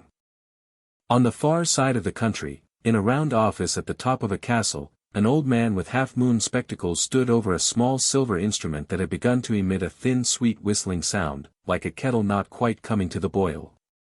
Beside it, a second instrument, older, silver, shaped like a conch, had begun, softly, to turn green. Albus Dumbledore looked at the conch. He looked at the conch for a long time. Then, without speaking, he sat down in his chair and put his long fingers together at their tips, and began to think. When he stood up, an hour later, he crossed the room to a tall narrow shelf and took down a book Harry would have recognized, bound in something not quite cloth and not quite leather, fragments of the drowned tongue, and he opened it, and he sat with it in his lap, and he read until the candles burned themselves down to stubs and the first gray of dawn came up over the lake. What he read he did not tell his portraits. The portraits, watching, learned almost nothing, but they learned this: when Albus Dumbledore closed the book at sunrise, he did not look frightened. He looked, for the first time in a long career of being right, uncertain. And the uncertainty had on its face a single thin shadow of something Phineas Nigellus, in his frame, identified immediately as hope. Well, said Dumbledore, to no one in particular, looking out across his lake. Well. Well. The lake, that morning, was as flat as a held breath. The squid, far below, was for some reason awake. The squid was, in fact, listening. The squid had been listening since midnight on Harry Potter's 11th birthday. The squid had not been listening for anything in particular. The squid was just, for the first time in 3 centuries, paying attention. Albus Dumbledore did not know that. But he would. Chapter 3, The Drowned Prince 9 3/4, as it turned out, was a wall. Harry stood between platforms 9 and 10 at King's Cross with his trunk, his owl in her cage, his driftwood wand in his jacket pocket, his holly wand in his trunk, and a ticket in his hand that said Hogwarts Express in a handwriting that was clearly having a good day. He watched the families. He learned, from the 3rd family, what to do. You walked at the wall between the 2 platforms as if you meant it. You did not hesitate. You did not stop. Harry went through the wall with the easy confidence of a boy who had spent the last 6 weeks practicing not to flinch. On the other side, steam, and gold letters on a scarlet engine, and noise, and noise, and noise. He found an empty compartment near the back, slid his trunk under the seat, let Hedwig out of her cage to adjust her feathers, and sat down to wait. The door slid open. "Everywhere else is full," said a tall, freckled boy with a nose like a pleasant gardening tool and a small patch of something brown on it. "D'you mind?" "No," Harry said. "Come in." The boy came in. He sat opposite. He looked at Harry. He looked at Harry's forehead. He opened his mouth, closed it, opened it. "I'm Ron," he said, finally. "Ron Weasley." "I'm Harry Potter." Ron Weasley went still. Then he went pink. Then he grinned. It was a grin like a sunrise, bright, unbeatable, slightly lopsided. "Wicked," he said.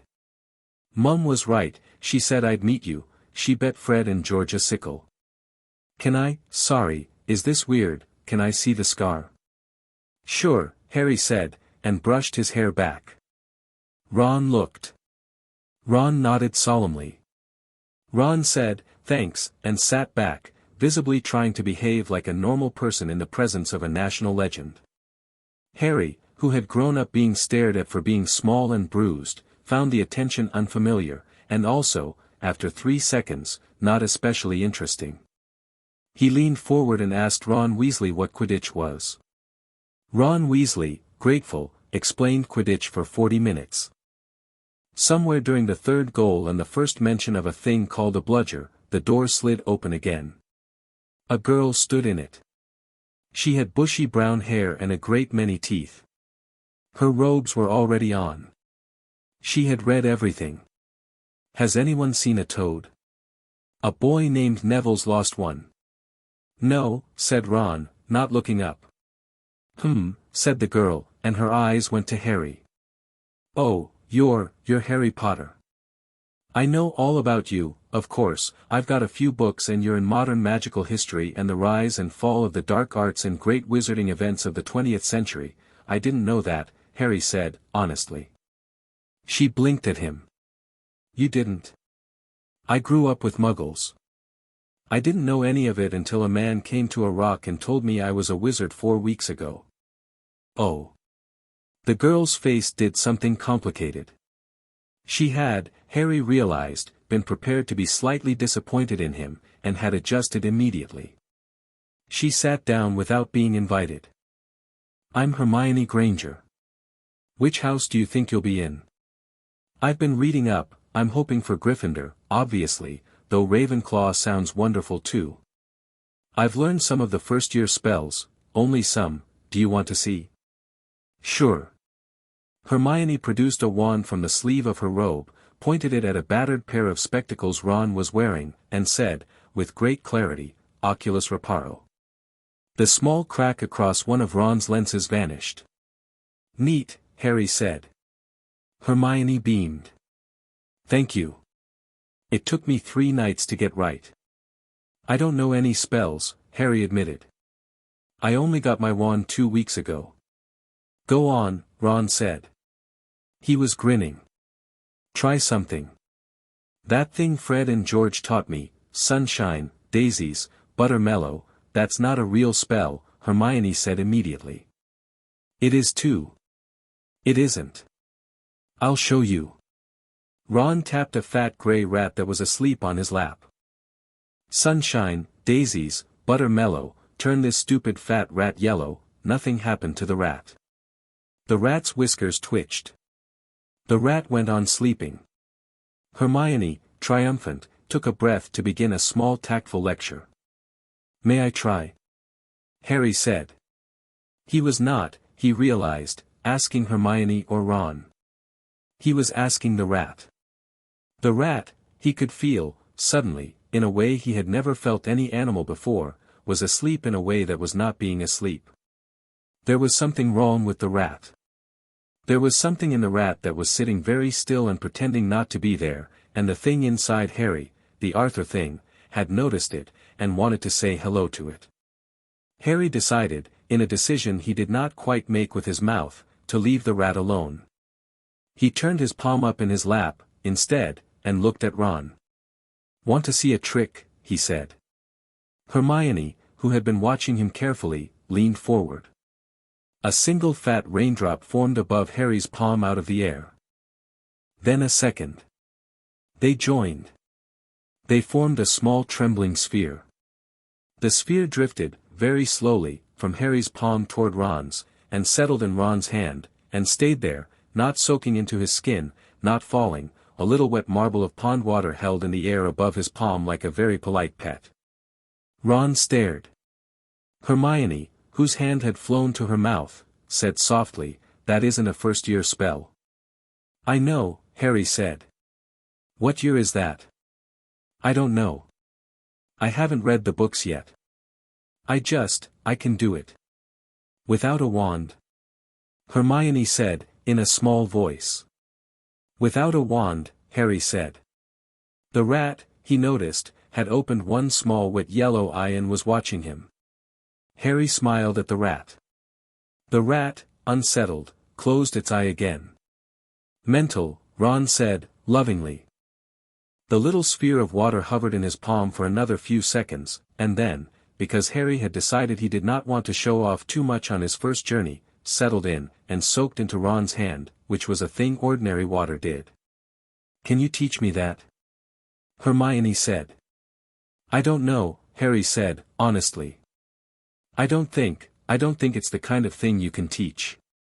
I think it's the kind of thing you either can or you can't."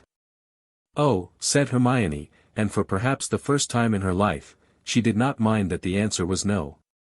At a stop that was no stop at all, a bend in a track where the train simply slowed itself out of enthusiasm for the view, the door slid open a third time.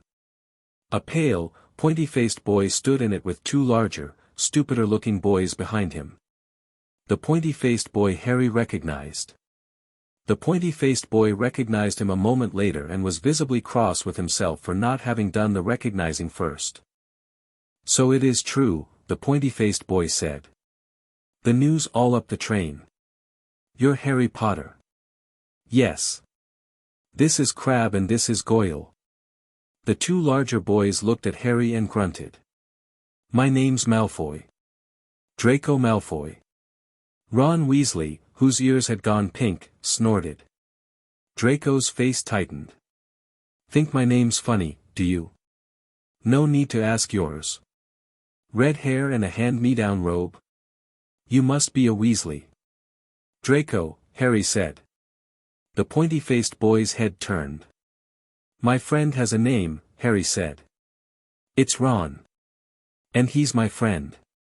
So before this goes any further, I'd like you to be civil. Or leave." Draco blinked.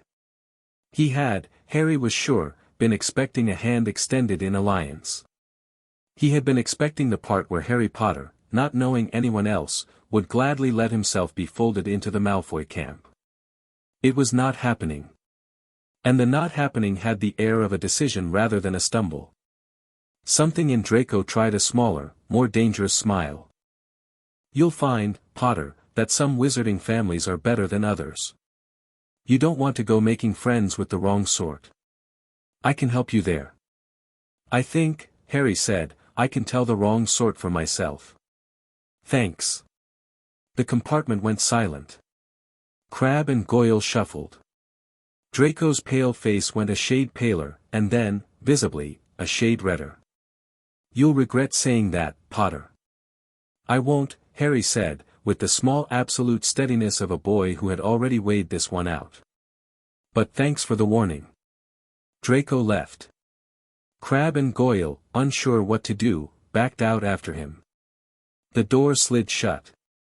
Ron exhaled. Hermione, who had gone very quiet, looked at Harry with an expression Harry was going to grow quite used to. It was the expression of a clever person deciding, slightly against her will, that she had just acquired a friend. "Thank you," Ron said, in a small voice. Thank you." "Don't thank me for basic manners," Harry said. "Come on. Who's hungry? Hogwarts appeared at the end of a long black boat ride across a lake that was quieter than any water Harry had ever felt. He sat in the prow. Hagrid, who had come to meet the first years at Hogsmeade Station with a lantern the size of a beer keg, bellowed at them to mind their hands and their hats and their feet. "There's no liftin', drowned boys out, oh, this water, first years." Harry did not listen. Harry was listening to something else. The lake was full. Not of water. Of weight. The lake had a body to it. The lake was a great dark presence that held the castle on its shoulder the way a mother carried a sleeping child. And the lake, Harry could feel it, in a way he had not been able to feel the Thames or the English Channel. The lake was listening back. "Who is it?" the lake said, very softly, somewhere at the base of Harry's skull. "Who has come? Who has come under my surface in a boat full of loud children, and brought salt with him? Who has come?" Harry let his fingertips trail in the water. The water took them like a friend taking a hand. "I don't know yet," Harry thought. "I'm trying to find out." The water said nothing more. But somewhere beneath the boats, something very large turned a slow circle and kept pace with them all the way across. When the castle came into view, Harry, who had been forcing himself not to feel too much all evening, almost cried.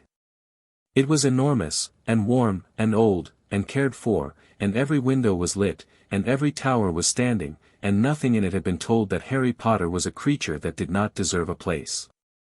He breathed out. He breathed in. He did not cry. But he felt, for a moment, the Arthur thing go quiet and listen with him, and he felt the Arthur thing agree, yes. Yes. This is a place. This is a home for a while. The sorting happened in the great hall beneath a ceiling that looked like a sky but was a ceiling. The hat sang a song. Students sat on the stool. The hat shouted houses at them. When Hermione Granger sat down, the hat took nearly 2 minutes. Hermione sat on the stool going gradually pinker. Eventually the hat shouted Gryffindor. And Hermione all but ran to the table. When Ron Weasley sat down, the hat did not hesitate at all. Gryffindor. Ron let out a sound like a man who has been holding a small cough for 10 years. When it was Harry's turn, the hall made its small expectant noise, and Harry, who had been prepared for it all day, did not mind. He walked up to the stool. He sat. Professor McGonagall placed the hat on his head. The hat dropped over his eyes. The hat went still, for a long moment, and then the hat began, audibly, to murmur to itself. "Oh," the hat said, a voice in Harry's skull as distinct as a voice in a phone. "Oh dear. Oh my.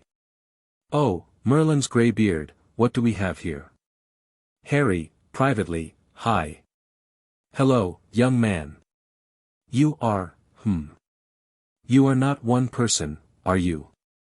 You are, let me see, you are a Harry, surely, yes, brave little Harry, stubborn, curious, kind, and you are also, gracious me, a gentleman I have never before had the pleasure of placing in a house.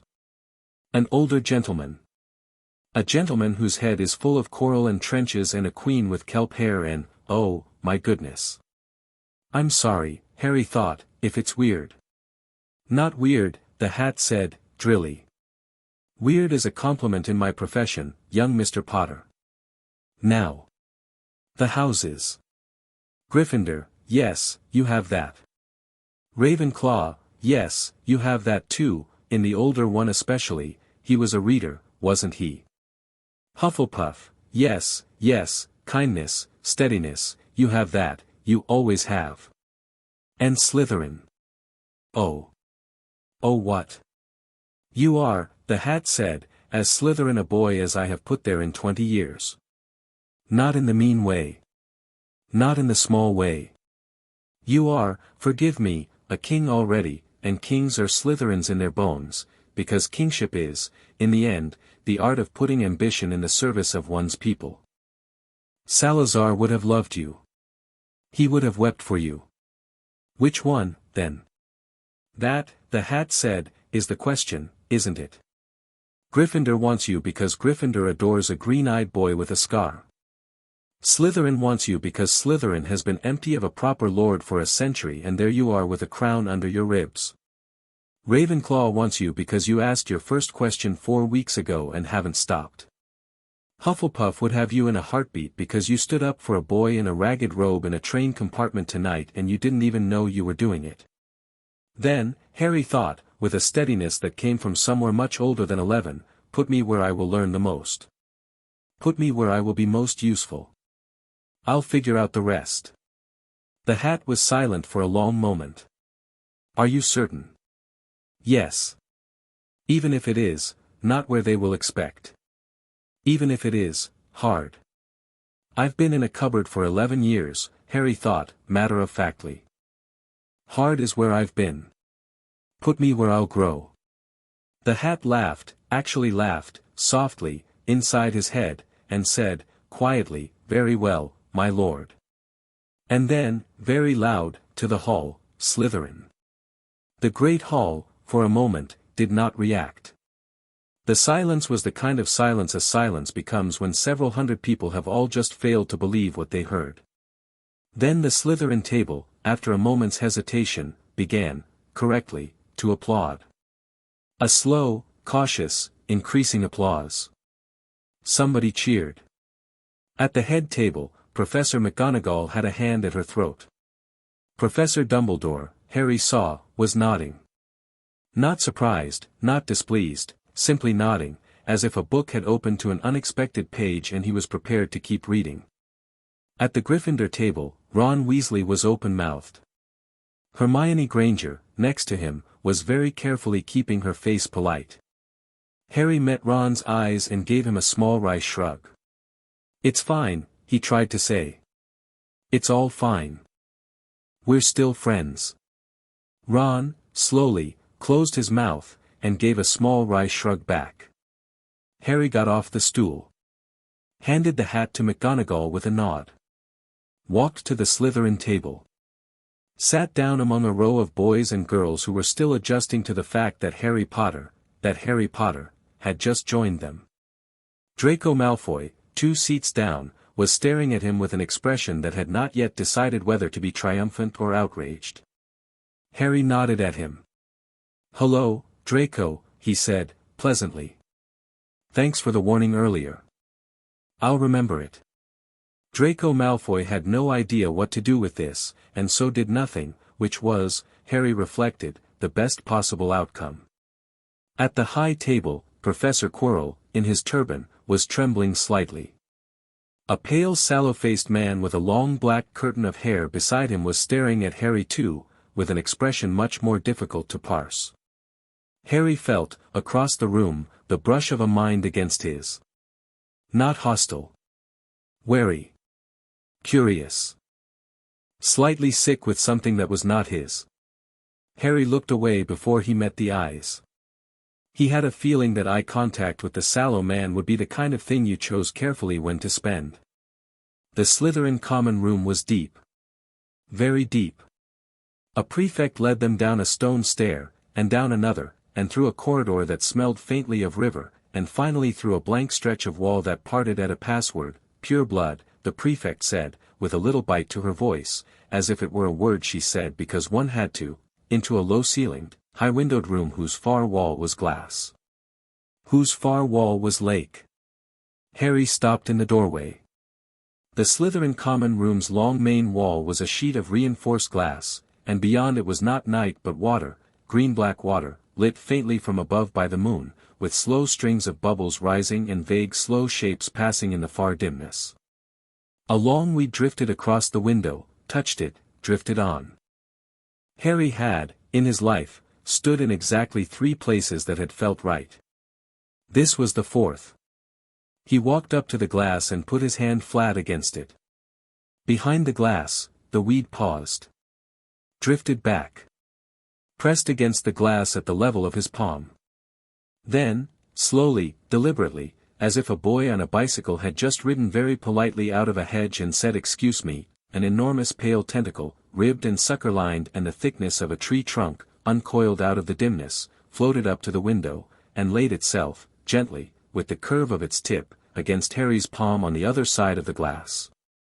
Behind Harry, a first-year Slytherin girl made a tiny strangled sound. The tentacle held. Harry held back. The glass, to the girl's eye, was between them. To Harry, just for a moment, the glass was not there at all. He could feel the squid's pulse. He could feel the squid's quality, kind, curious, immensely old, a creature that had lived under this castle for longer than the castle had existed, older than the hat, older probably than most of the houses. The squid was politely saying hello. "Welcome, King," the squid said. "We heard. We have waited. You are young, and small, and you do not know what you are. We will teach you. We have time." "Thank you," Harry thought, "I don't know what I need. I'm sorry." "You are welcome," the squid said, the way squids said it, slow, amused, almost warm. "Sleep. We will be here in the morning." The tentacle slid away. The weed followed. The lake closed over the place where they had been. Harry turned from the glass and met the eyes of perhaps 20 Slytherin first years who had all arrived in the common room some 30 seconds earlier and had not moved since. "Harry Potter," a tall dark-haired prefect girl said, from the stairs. Her voice was flat.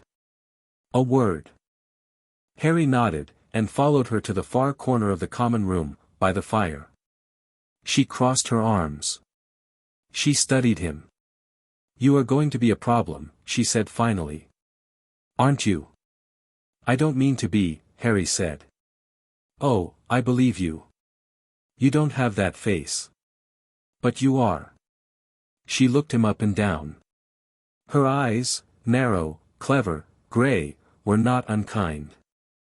"The giant squid has not surfaced for a student in my memory, or my mother's, or my grandmother's. And you have just been, what did that appear to be?" "A handshake." "Yes," Harry said. The prefect took this in. "Right," she said, softly. "Right. Well. Gemma Farley, prefect, 5th year, good evening. You are in my house. If anyone in this house says a word to you I will know about it, because this is my house, and this is how I run my house. Do you understand?" "Yes, Gemma." "Good." Her mouth almost smiled. "Your bed is up the boys' stairs, 3 doors down, second on the left. You have my number if there is a problem." "There will not be a problem. Welcome to Slytherin, Mr. Potter." And because it felt correct, and because the Arthur thing inside him, in that moment, slid comfortably into the space the gesture offered, Harry nodded a small, precise nod that was not a student's nod to a prefect but an equal's nod to an equal. Gemma Farley, for a moment, stood very still. Then she returned it. Nobody else saw that. Harry did not sleep immediately that night. He lay in his curtained four-poster, a bed the size of a small boat, with sheets that smelled faintly of lavender and faintly of stone, and he listened to the breathing of the other Slytherin boys in the dormitory, and to the very faint hum of the lake pressing at the walls, and to, in the distance of his own mind, the quiet attention of the squid, which had politely said it would be here in the morning and had meant it. He thought about Ron. He thought about Hermione. He thought about Draco. He thought about the sallow-faced man, whose name, he had learned at dinner, was Snape. Who was head of his house. Who had looked at him across the hall with an expression that had been equal parts loathing and grief, like a man who had just seen a ghost he had loved and then hated wearing the face of a boy. He thought about Quirrell. He thought, for a long still minute, about the green light. He took the driftwood wand from under his pillow. He held it up in the dark. Its pale spiral glowed faintly, blue-green, not enough to wake anyone. He turned it over in his hands. "Someday," he thought, "you and I are going to have a conversation about what you can actually do. I don't think what I've been doing so far is half of it." The wand warmed, faintly, and lay quiet. Harry put it back under his pillow and slept. Under his window, on the other side of several feet of stone and then several fathoms of water, a long pale tentacle coiled slowly and lay along the outer wall, protective, patient, the way a dog settled across the threshold of a room in which its person was finally resting. The squid, too, kept watch. Morning at Hogwarts came with the smell of bacon and a sound like 500 people all trying to find their toast. Harry, making his way to the Slytherin breakfast table, was met at the door by a small fierce explosion of brown hair. Harry. Hermione kept her voice low. Her arms were crossed. I have something to say to you. Good morning, Hermione. Good morning, she said. Slytherin. Slytherin. Why? Because the hat said, at great length, that I would be more useful there. And then it asked me. And I said yes. Hermione's mouth opened. Closed. Opened. That is, a terrible reason, I disagree.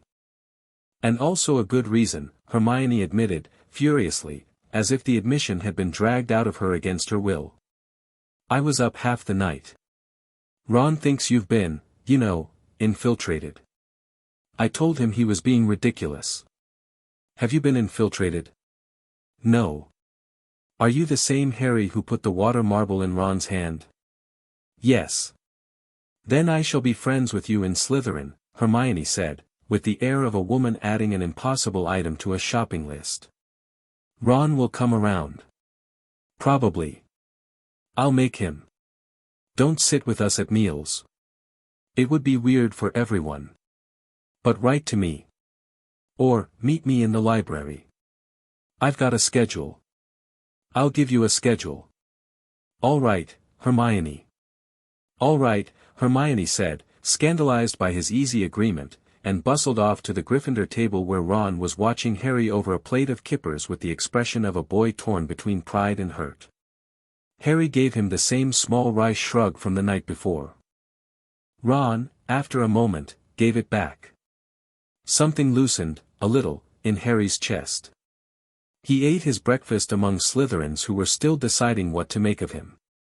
The surprise, he saw, had mostly burned off overnight. What was left was interest. Interest of several competing kinds. A few wary. A few amused. One, a small blonde girl 2 seats down, with a round serious face, openly delighted. I'm Daphne, she said, by way of greeting. Greengrass. Welcome to Slytherin. You're not what anyone expected and I'm going to enjoy this tremendously. Would you like the salt? Please, Harry said. And good morning. Potions was first period Monday, and potions was down. Down and down, in fact, into the dungeons a level below the common room, into a stone classroom that smelled of fennel and sulfur and something Harry could not name but recognized, a sting at the back of his nose that sat next to memories that were not Harry's memories. The classroom was low-lit. A fire crackled at the front. Professor Snape did not walk into the room so much as condense at the front of it, already standing, already displeased.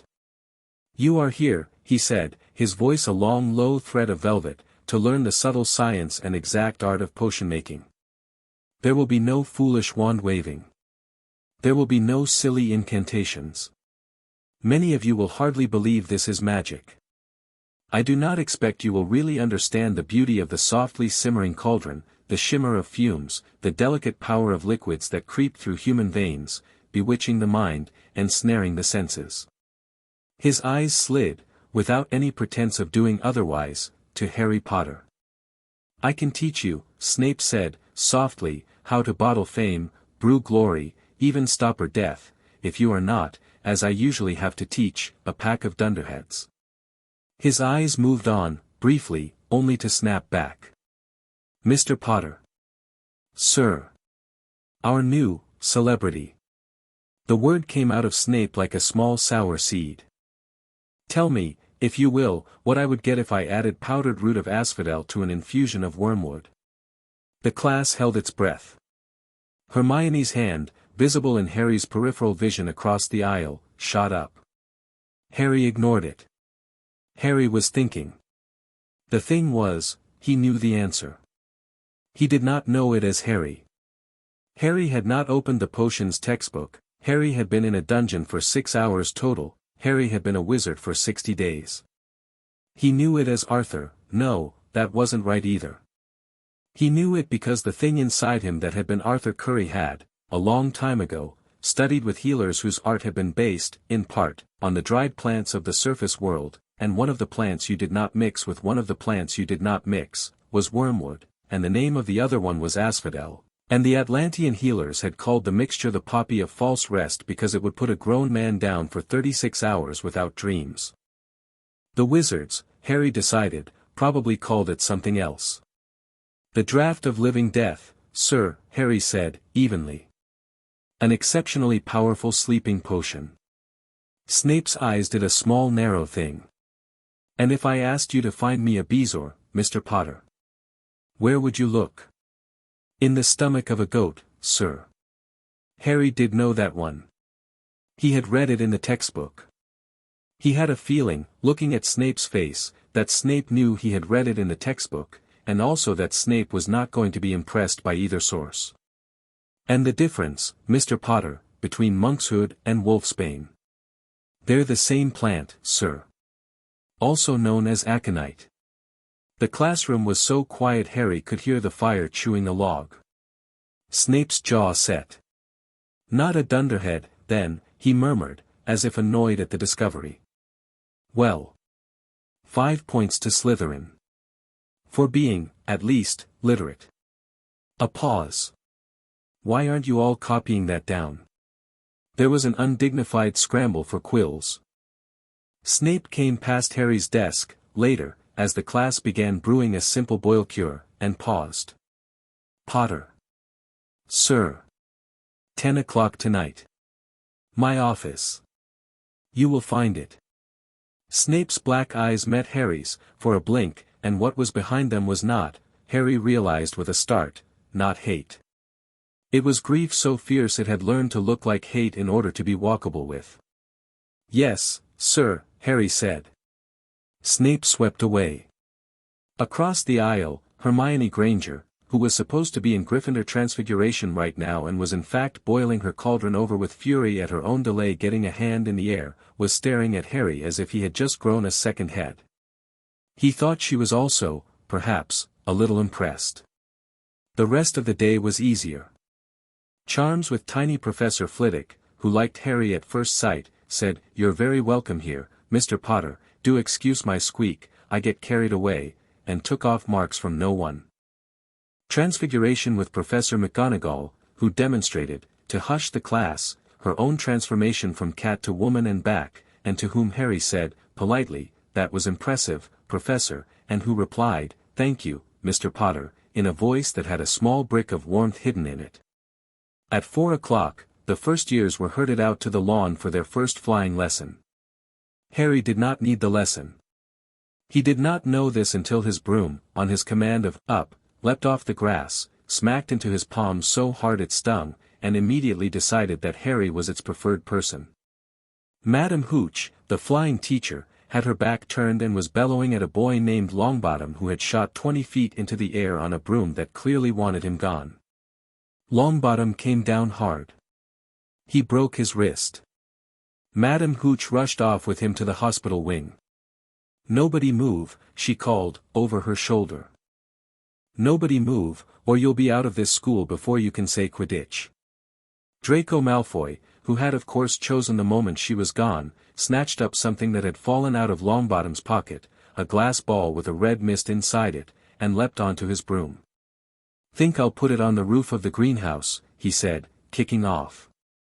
"Let Longbottom find it." Harry, without thinking, was in the air. He had intended, he realized, to simply stand up. He had intended to say something short and sharp. He had not, in fact, intended to be 12 feet off the ground already, his broom hovering in midair beneath him as if it had been doing this for years, his robe streaming back from the collar in a small private wind. The class stared at him. Draco stared at him. Draco's mouth worked. Then Draco's face went a pale stubborn color and he pulled his broom up another 20 feet. "Catch it, then," he called. "If you can." And he threw the remembrall. Harry moved. He would not, later, be able to say precisely how. He would say later that the broom had been in his hand and then it had not, that the space between Draco and the greenhouse roof and the ground had folded the way a hand folded over a dropped pencil, and he had simply been under the remembrall with his palm out, catching it, cupping it, with the air around him doing something soft and forgiving, cradling his descent as if invisible hands had caught him by the shoulders and set him down on the grass. His feet touched the grass. His broom drifted down next to him. His hair lay unruffled against his forehead. Draco Malfoy, still in the air, looked sick. Potter. Professor McGonagall's voice came from an open window of the main castle. She was striding out across the lawn at a speed McGonagall did not admit to being capable of. Professor, he didn't, Hermione began, having appeared from somewhere at speed. Miss Granger. Be quiet. Potter. Come with me. Harry left his broom where it was and followed. His hands were steady. His heart was steady. Madame Hooch, coming back across the lawn for the second time that afternoon, clocked the situation, met McGonagall's eye, and wisely decided she had not seen anything. McGonagall walked him into the castle. She walked him to a classroom in the middle of a corridor. She opened the door. Wood, she said. I've found you a seeker. A broad-shouldered fifth-year boy at the front of the classroom turned. Looked at Harry. Blinked. Minerva, a deeper voice said, alarmed, from the corner. It was a teacher Harry did not yet know, who had been about to resume her lecture and was now abandoning it. First years aren't allowed, then we shall have to make an exception, McGonagall said. She turned back to Harry, and her mouth did a small severe twitch that was, on McGonagall, the equivalent of a grin. Your father was an excellent chaser, Mr. Potter. He would have been prouder than a peacock. Harry, very quietly, thanks, Professor. You are welcome. Now. Do not tell anyone you are on my house's team. A pause. Because you are not on my house's team. You are on your own house's team. Where I suspect you will be spectacular, to my great private displeasure. Off you go. 10 minutes late to class is my limit. Harry left the room.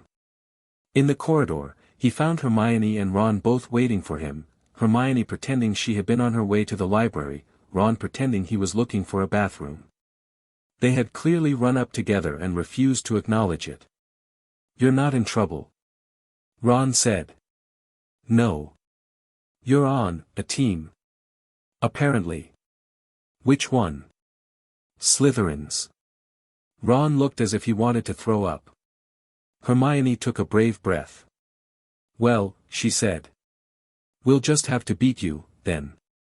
You'll try, Harry said, and smiled, and Ron, reluctantly, then with increasing ease, grinned, and Hermione shook her head at both of them, and all three of them, for a moment in a stone corridor on a Monday afternoon, were 11 and friends and alive, and it was a thing Harry, even in that moment, tucked away very carefully into the part of himself that would need, later, to remember what it was for. At 10 o'clock that night, Harry stood in Professor Snape's office. It was lined with jars of things. Small pale things in yellow fluid. A raven skeleton on a pedestal. Books with the kind of bindings Harry had learned, in the last 48 hours, not to touch. Snape sat behind his desk. He did not invite Harry to sit. Your mother, Snape said, without preamble, was the finest student I ever studied beside. She was my friend. Yes, sir. I do not wish to speak of her with you. All right, sir. Snape's jaw worked. He looked down at the desk. The wand you carry in your right sleeve, he said. The one you did not buy at Ollivander's. Harry did not move. Sir. Do not insult me, Mr. Potter. I am a legilimens. I know what you have been thinking about at lunch, and what you are thinking about now, and what you very carefully did not let me see when we made eye contact this morning. The driftwood wand. How long have you known what it is? I don't know what it is, Harry said, honestly. I know what it wants me to be. A succinct answer. Answer the other half. About 6 weeks, sir. Since the zoo. Since Arthur woke up in me. Snape closed his eyes. He closed them for a long second, the way a man closed them when he was about to lift something heavy. Listen to me very carefully, Potter, he said, when he opened them. There are people in this school who will, when they know, try to use you. There are people in this school who will try to unmake you. I am not either of those people.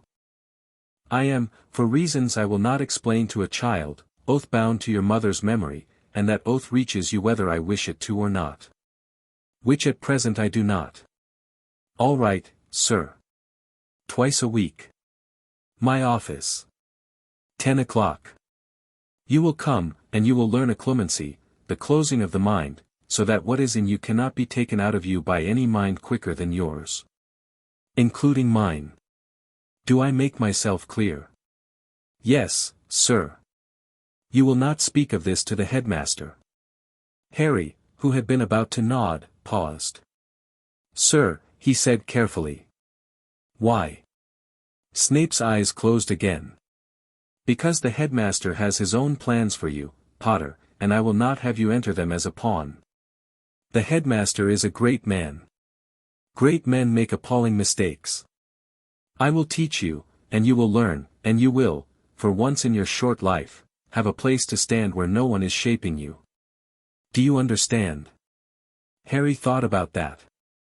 Yes, sir, he said. I think I do. Good. Leave. Harry left. He walked back up through the dungeons. He passed the common room. He sat, for a while, in a corner by the glass wall, and watched the squid, who had come to lie against it like an enormous pale flower on a dark stem, and he thought about trust and about being trusted and about the slow careful business of not being used. And he thought that, for the first time in his life, 3 separate adults, Hagrid, McGonagall, and Severus Snape, had, in 3 separate ways, offered him pieces of themselves without asking anything back. He thought Dumbledore would be the 4th. He was less sure, in the middle of the cold black night, that the 4th was the same kind of offering. He went to bed. Outside the glass, the squid watched, and the lake was still, and far away, under a place no Hogwarts map had ever marked, a thing the size of a village opened one enormous eye in its long, long sleep, and for the first time in 1,000 years, felt called. Chapter 4, Tides beneath the castle. October at Hogwarts smelled of wood smoke and pumpkin and the first damp chill of rain coming off the mountains, and Harry, in his first Quidditch match, discovered that the sky was just another kind of water. It happened on a flat grey Saturday with a low ceiling of cloud. Slytherin played Gryffindor, and Harry, who had, in the 3 weeks since McGonagall's corridor, been practicing at 6 in the morning with Marcus Flint's first team, went up in the air in green robes and felt at once that somebody had made a small but serious mistake. There was no difference. A broom moved through air the way he moved through water. The air cupped him. The air decided it wanted him safe. When a bludger came at his head, the air brushed it, just a little, just enough, and the bludger swung wide. When he banked a corner, the air banked with him. When a second Gryffindor chaser shoulder charged him trying to put him off the snitch, the air kept him on his broom without the slightest concession on Harry's part. Harry did not, that day, show off. He did not want to. He spent 10 of the 17 minutes simply flying, which had become, for him, a quieter kind of prayer. The Gryffindor Seeker, a tiny 4th year named McCrae, kept pace with him gamely for the first 5 minutes and then gave up, openly, and settled into the older Seeker's trick of following the other Seeker and waiting for him to see first. Harry saw first. The snitch broke out of the glare above the Slytherin goalposts and Harry saw it, or rather heard it, a small high-pitched itch against the top of his hearing, and he turned his broom toward it in a long lazy arc, palm open, and caught it at 30 feet like a man catching a coin. He did not even, as he caught it, close his fingers.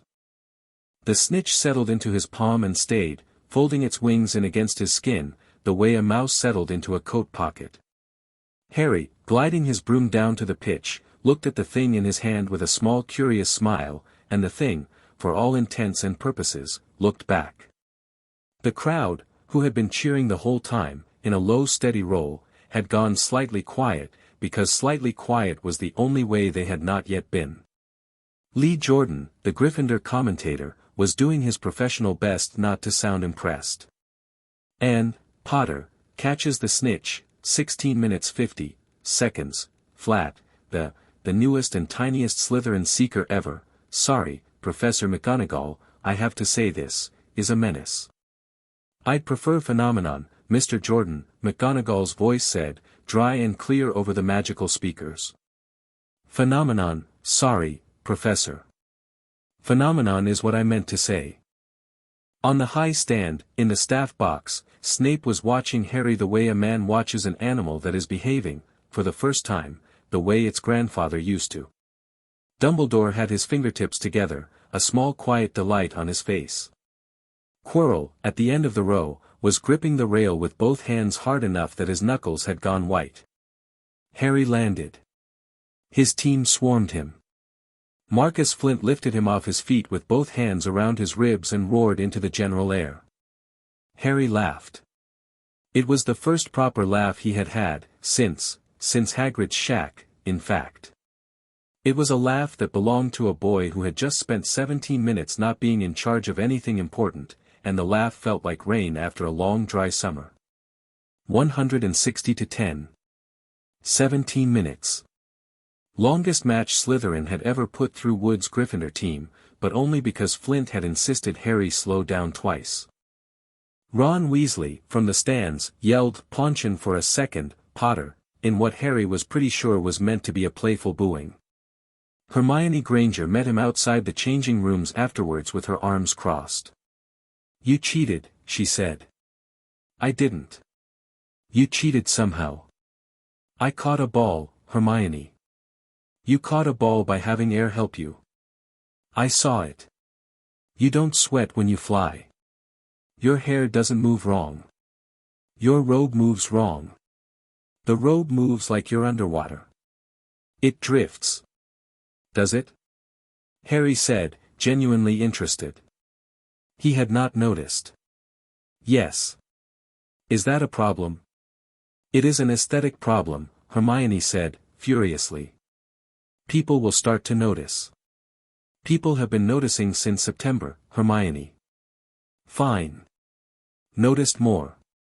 She turned on her heel and stomped off. Harry, watching her go, smiled.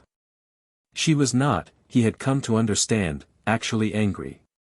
She was panicking on his behalf. She did that a lot. Ron caught up with him a moment later, grinning despite himself. Congratulations on being insufferable, he said. Thanks. McGonagall's sworn off her own team. She says you're a disgrace to Gryffindor blood. Tell her I'm sorry.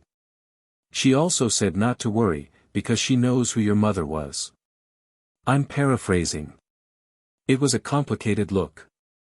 Harry laughed, and Ron laughed, and together they walked back up toward the castle in the thin grey afternoon, and for a moment the thing inside Harry, Arthur, was happily quiet, and was letting Harry just be a boy who had played a game and won.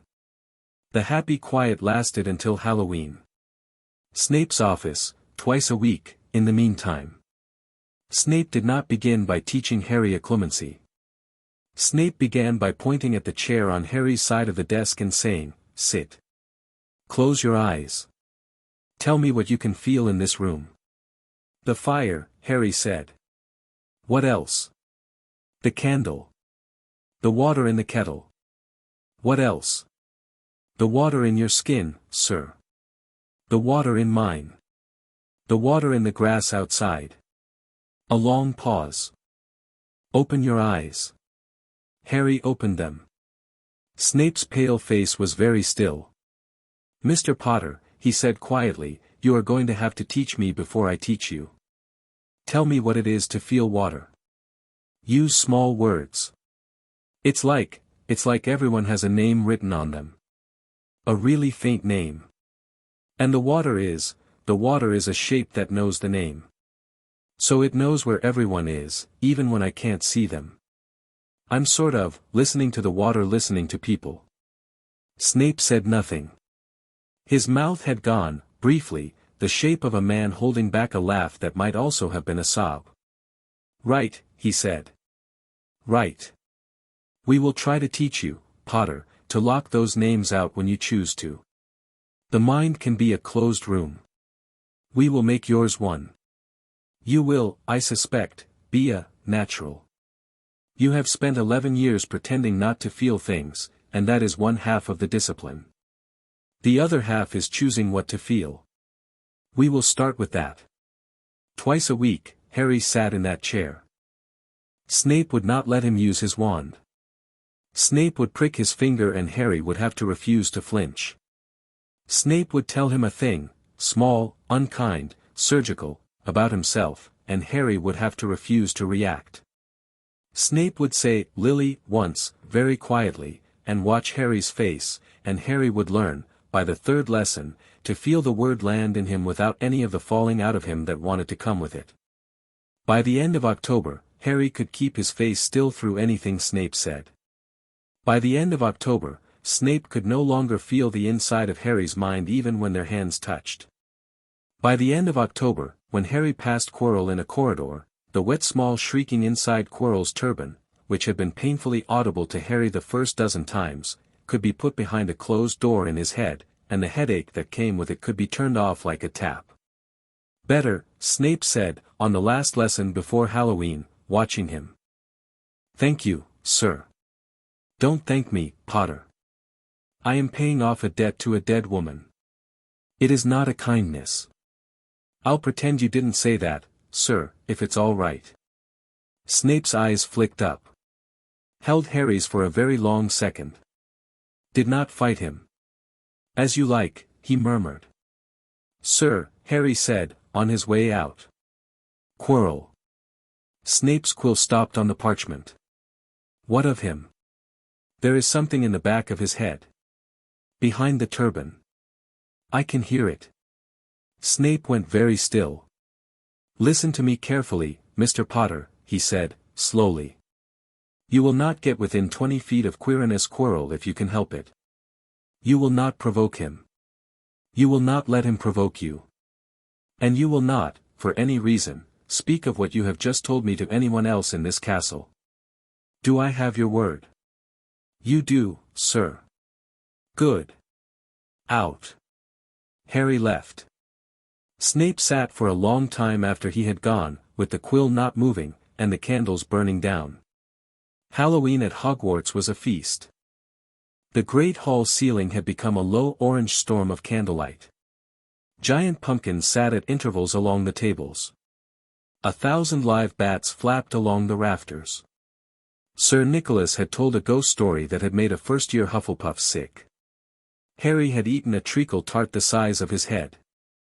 Hermione was not at the feast. Harry had noticed. He had asked Daphne Greengrass, who had flicked her eyes to the Gryffindor table and said, "Rumor is the Weasley boy was allowed earlier. She's cried in a bathroom since lunch. First years." Daphne had said this without meaning anything by it. She had not known. No one knew yet, not even Ron.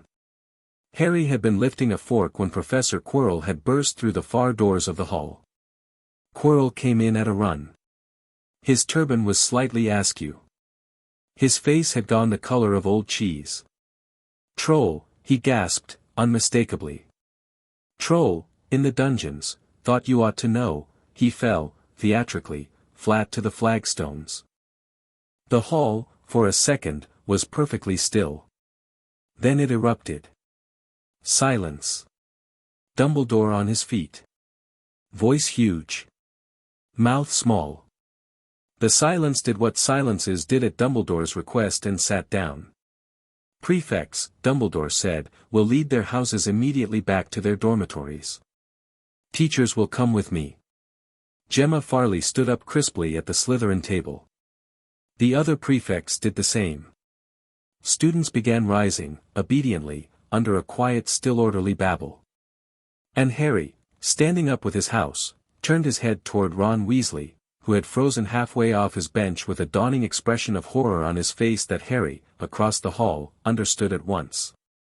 Ron mouthed at him, above the noise, "Hermione." Harry nodded. He did not go back to the dungeons. He did not, in fact, tell Gemma he was not going, because he did not want to make her choose between her promise and his disobedience. He simply, as Slytherin filtered out of the hall, stepped into an alcove behind a pillar, let them go past, and went the other way. Ron was already in the corridor. Ron's face was white. "I didn't know she was there, mate, I didn't know, come on." They ran. Harry did not, at first, feel the troll. Harry felt the water. Every bathroom in a castle was, from his point of view, a pair of ears.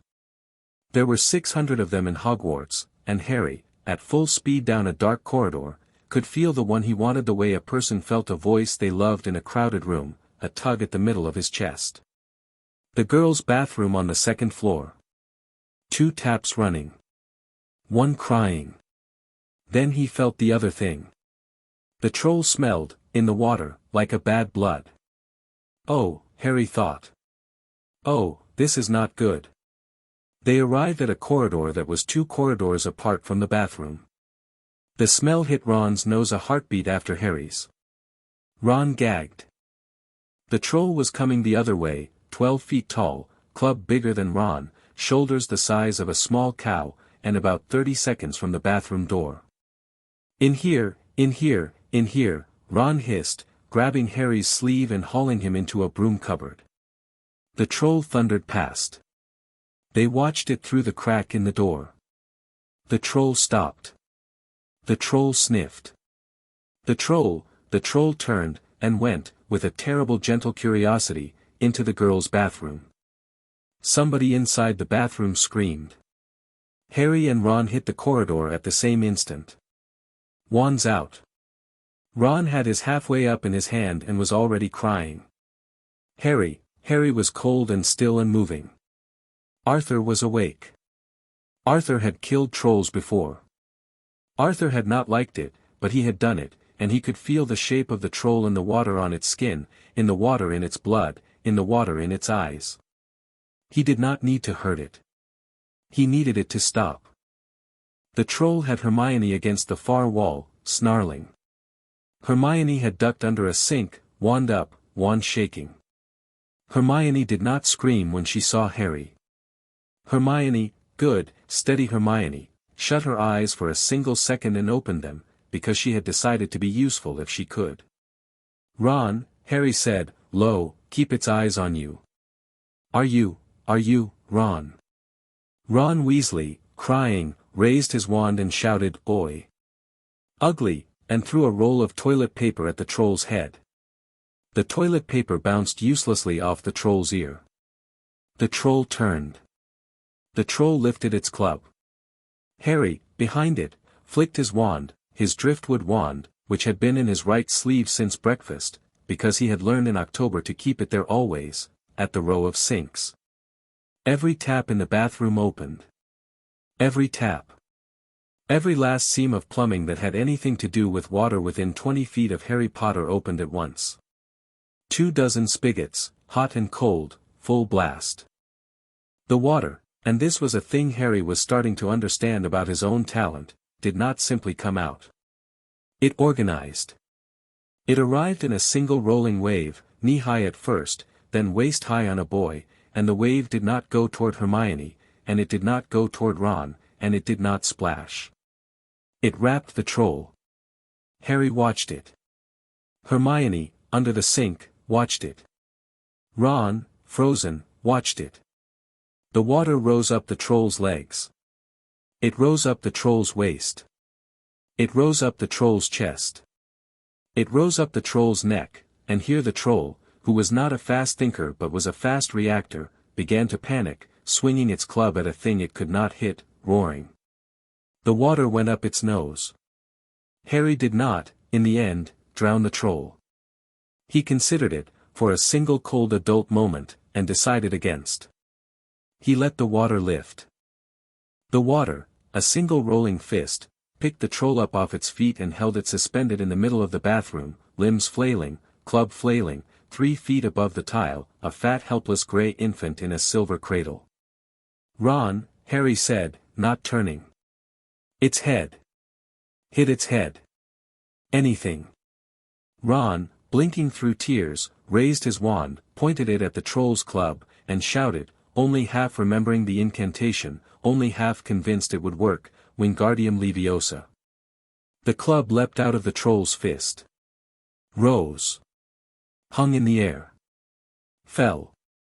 It cracked the troll between the eyes with the enthusiasm of a club that had decided Ron Weasley was its best friend. The troll, already held up by water, went limp. Harry, very gently, lowered it to the floor. The water, obedient and tired, streamed back across the tile, up into the pipes, into the sinks, and turned the taps off one by one, like a tidy butler finishing a job. Harry stood in the middle of a perfectly dry bathroom floor, next to a perfectly unconscious troll, next to a perfectly crying Hermione Granger who had crawled out from under the sink and was now clutching Ron Weasley's arm, and blinked. "Hermione," Ron began. "Ron, you idiot," Hermione began. "Yeah," Ron said, "yeah, I know, I'm sorry." The door of the bathroom burst open. Professor McGonagall. Professor Snape. Professor Quirrell, half behind them, turban sagging, eyes darting. McGonagall took in the scene in one single furious sweep. "Explain yourselves." "It was my fault, Professor," Hermione said. Before Ron or Harry could speak. "I went looking for the troll. I thought I could handle it. Potter and Weasley came looking for me." McGonagall's mouth moved. Her eyes, which, for the record, did not miss a thing, flicked to the tiled floor, which was bone dry, and then to the sinks, whose taps were all beaded with fresh moisture, and then to Harry, who stood there quietly with his hands open. "Miss Granger," she said, 5 points from Gryffindor, for egregious stupidity, and we will be speaking about this privately. "Mr. Weasley. Mr. Potter. 5 points to each of your houses, for sheer dumb luck. Now. To your dormitories. Immediately." Snape did not say anything. Snape's eyes met Harry's for a long beat. Snape's eyes said, "Clearly, we will discuss this on Tuesday at 10 o'clock, and Harry's eyes said back, "Yes, sir," and the 3 students left. In the corridor, Hermione stopped them. "Ron," she said. "Harry. Thank you. Thank you, both of you. I shall not forget this." "Don't be silly," Ron said, bright red. "We'd have done it for anyone."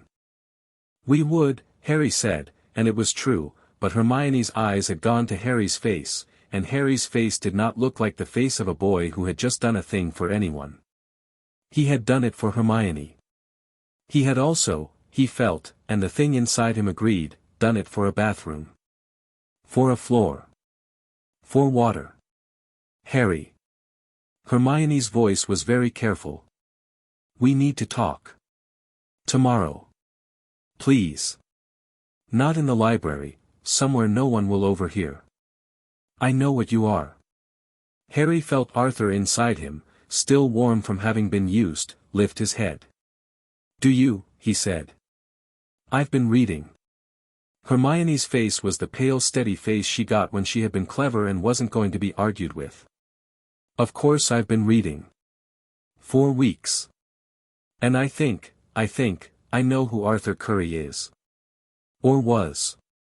Or, is." Her mouth twitched. "Or. Yes. Or is. I'll see you tomorrow. By the lake. 11 o'clock. Bring the wand." She turned and walked off. Ron, following her, looked back at Harry with an expression on his face that was mostly awe and only slightly hurt. Harry gave him a small nod. "Good night, Ron." "Good night, mate." The library that night should have been closed, and was. Harry, who had decided he could not wait until morning, let himself into it with a small push of will, no wand, just a soft quiet ask of the lock to open, and the lock, not unkindly, opened. He did not mean to steal. He simply wanted to look. He went to the far wall, the restricted section, and, after a moment of listening to the quiet of the library and the quiet of the castle, slid past the rope. He did not need to search long. The book he wanted, Fragments of the Drowned Tongue, the same cover as the one at Flourish and Blots, sat on a lectern under a tall candle. Dumbledore's personal lectern. The candle was out. The book was open.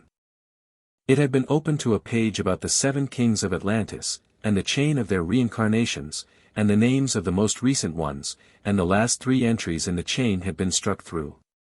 The last one had been struck through very recently.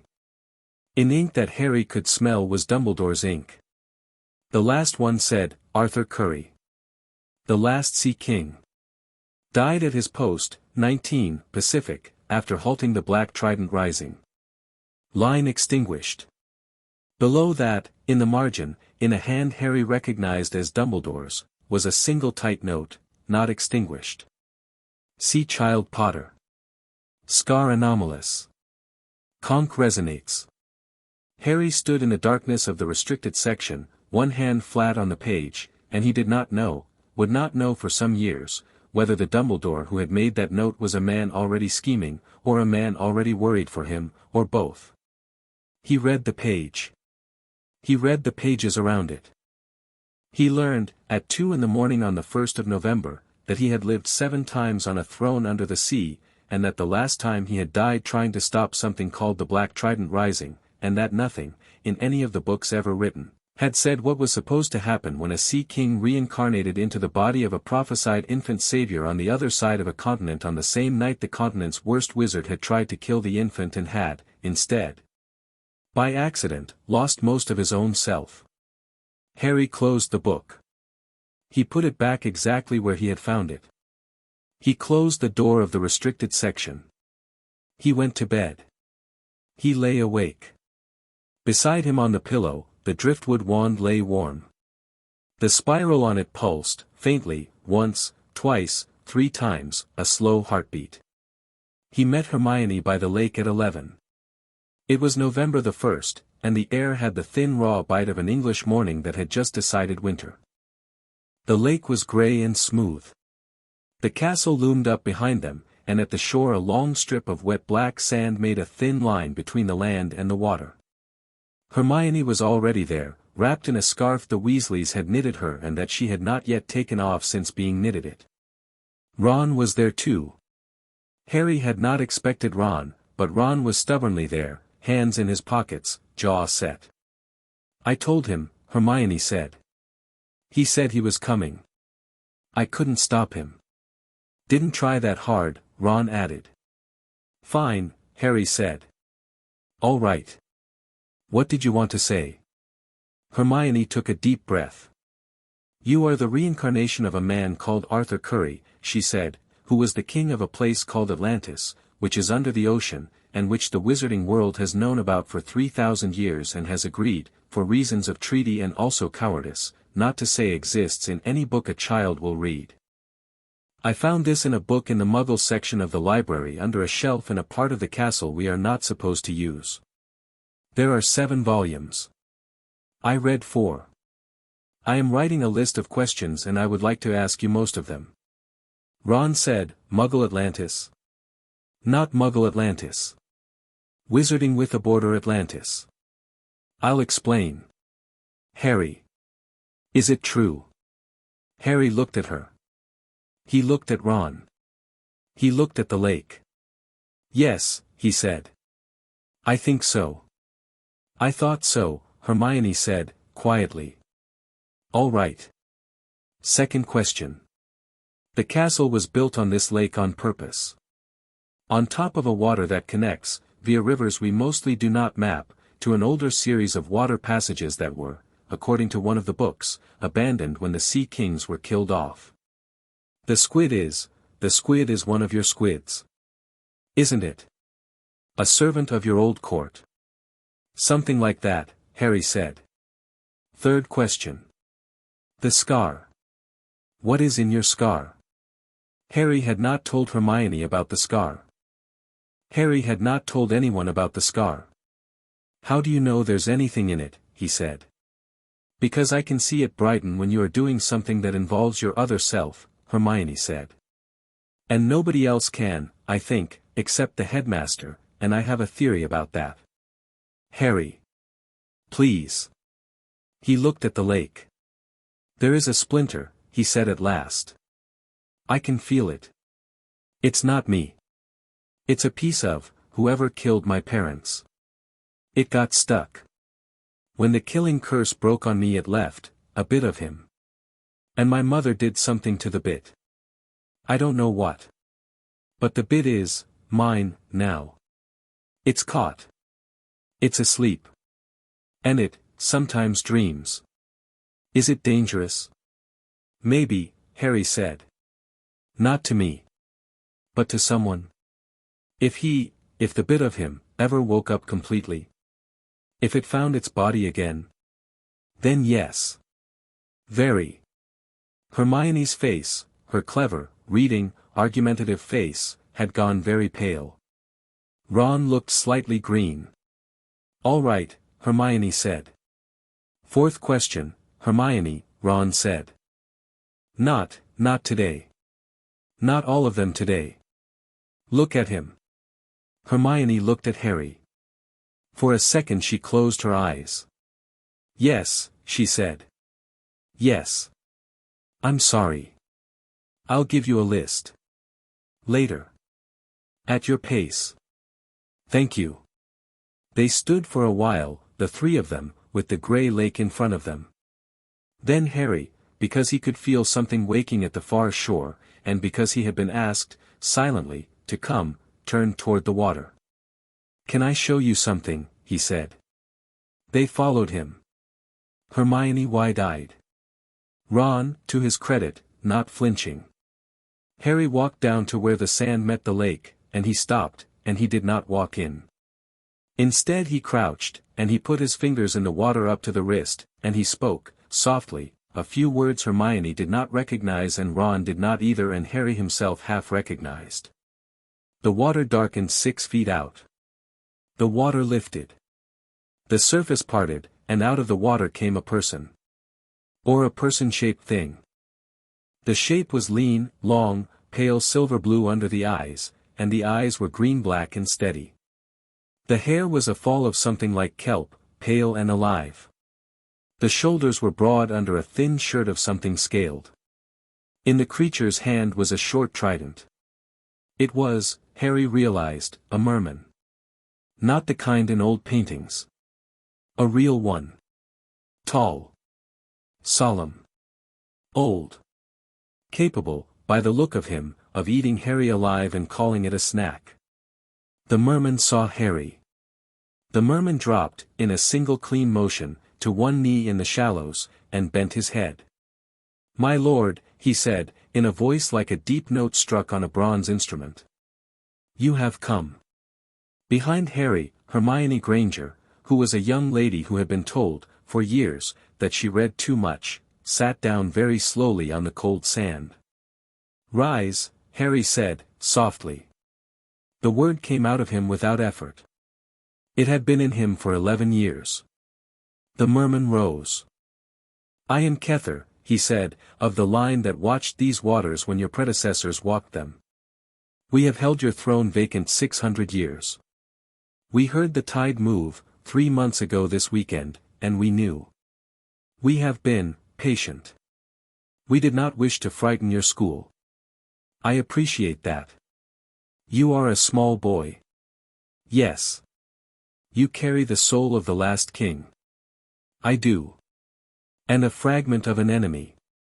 Harry blinked. You can see it. I can smell it. It is faint.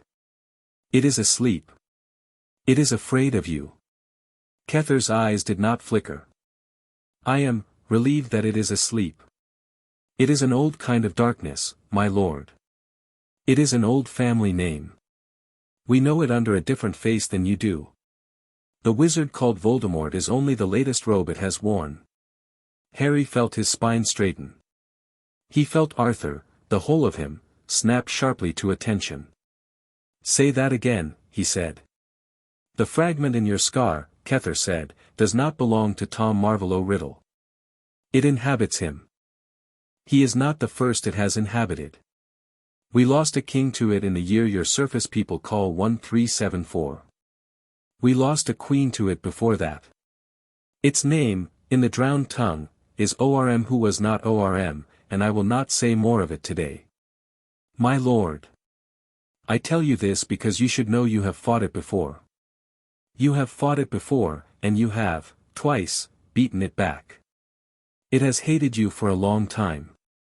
It is very slightly surprised you are small. Hermione, on the sand, oh. Ron, on the sand, bloody hell. Harry did not laugh. Harry, for a moment, was very still. Kether, he said. Does the headmaster of this school know this? The headmaster, Kether said, carefully, knows more than you think. Less than he thinks. We do not speak to him. He has not asked. He would like to. He has a book. We will not open the book for him. He is a good man. He is not our lord. Right, Harry said, very softly. Right. Thank you, Kether. When you are ready, my lord, come under the surface. The court would like to see you. We will not summon you. You will come when the winter releases the surface water to us, and we will hold nothing you do not give. Thank you, Harry said again. Thank you. I will. Kether inclined his head. Then, with the dignity of a thing that had waited 600 years to stand in front of his king and was not going to spoil it by making small talk, he sank straight down into the water and was gone. The lake closed. The surface smoothed.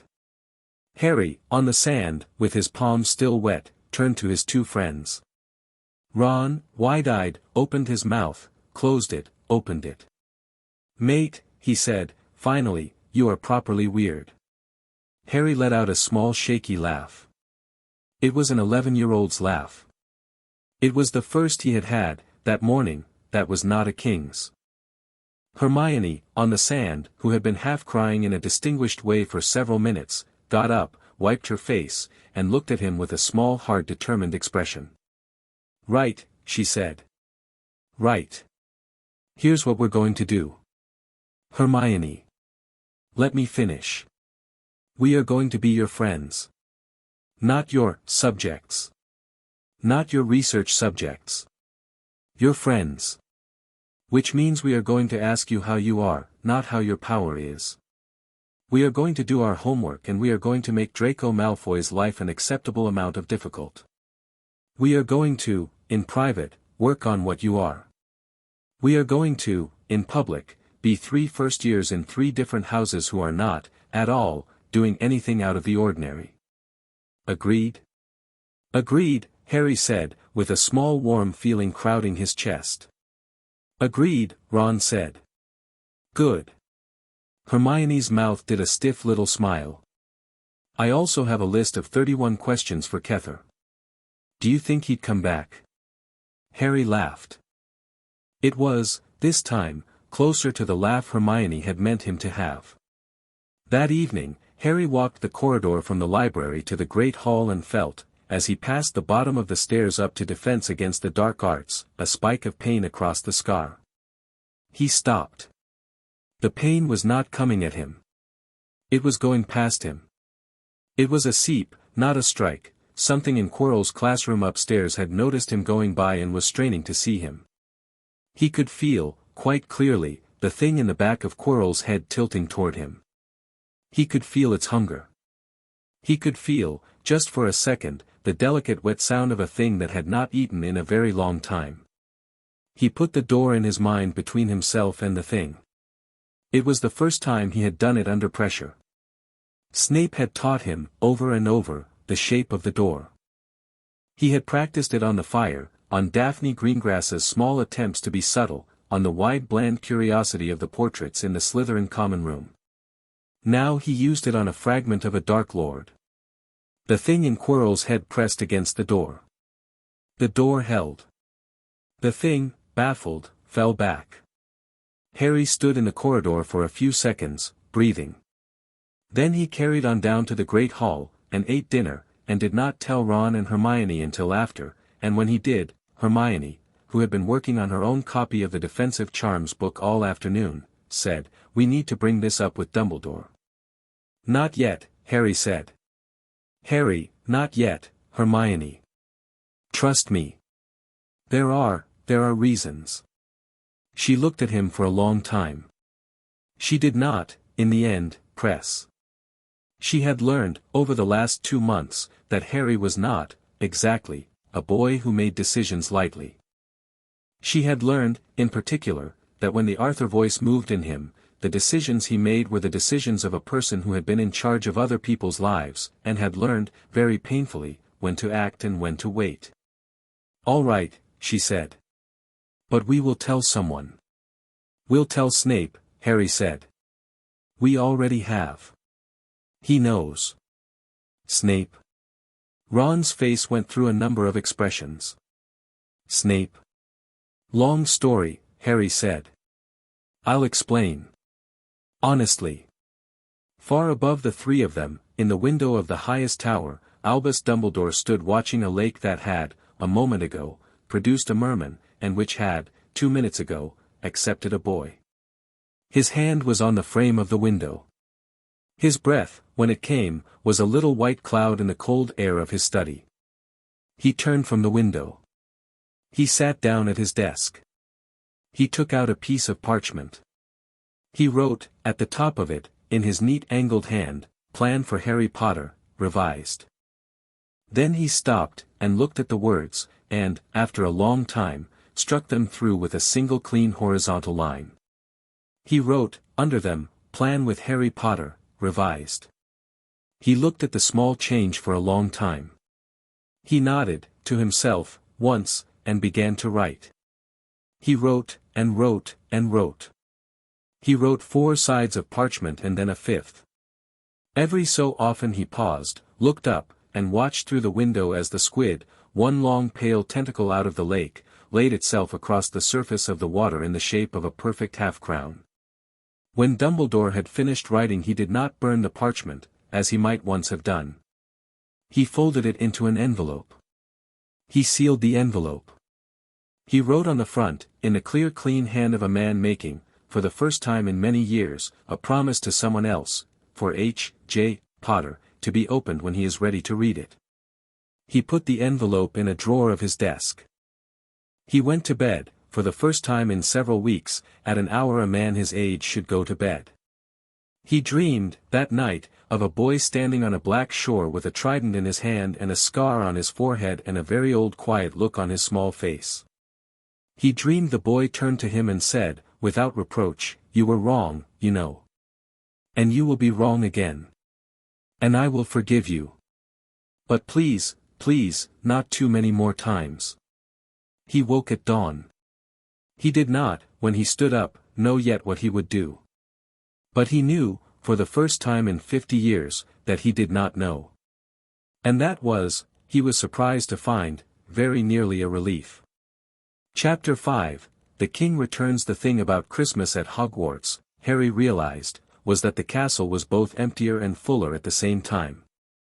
Fewer students, most had gone home, Ron to the Burrow, Hermione to her dentist parents in a London suburb Harry could not pronounce, which meant the corridors echoed and the fires in the common rooms popped a little louder, and the suits of armor, which had been showing off a bit in turn, had gone briefly very dignified in the quiet. But the magic of the castle, with the students gone, had more space to breathe.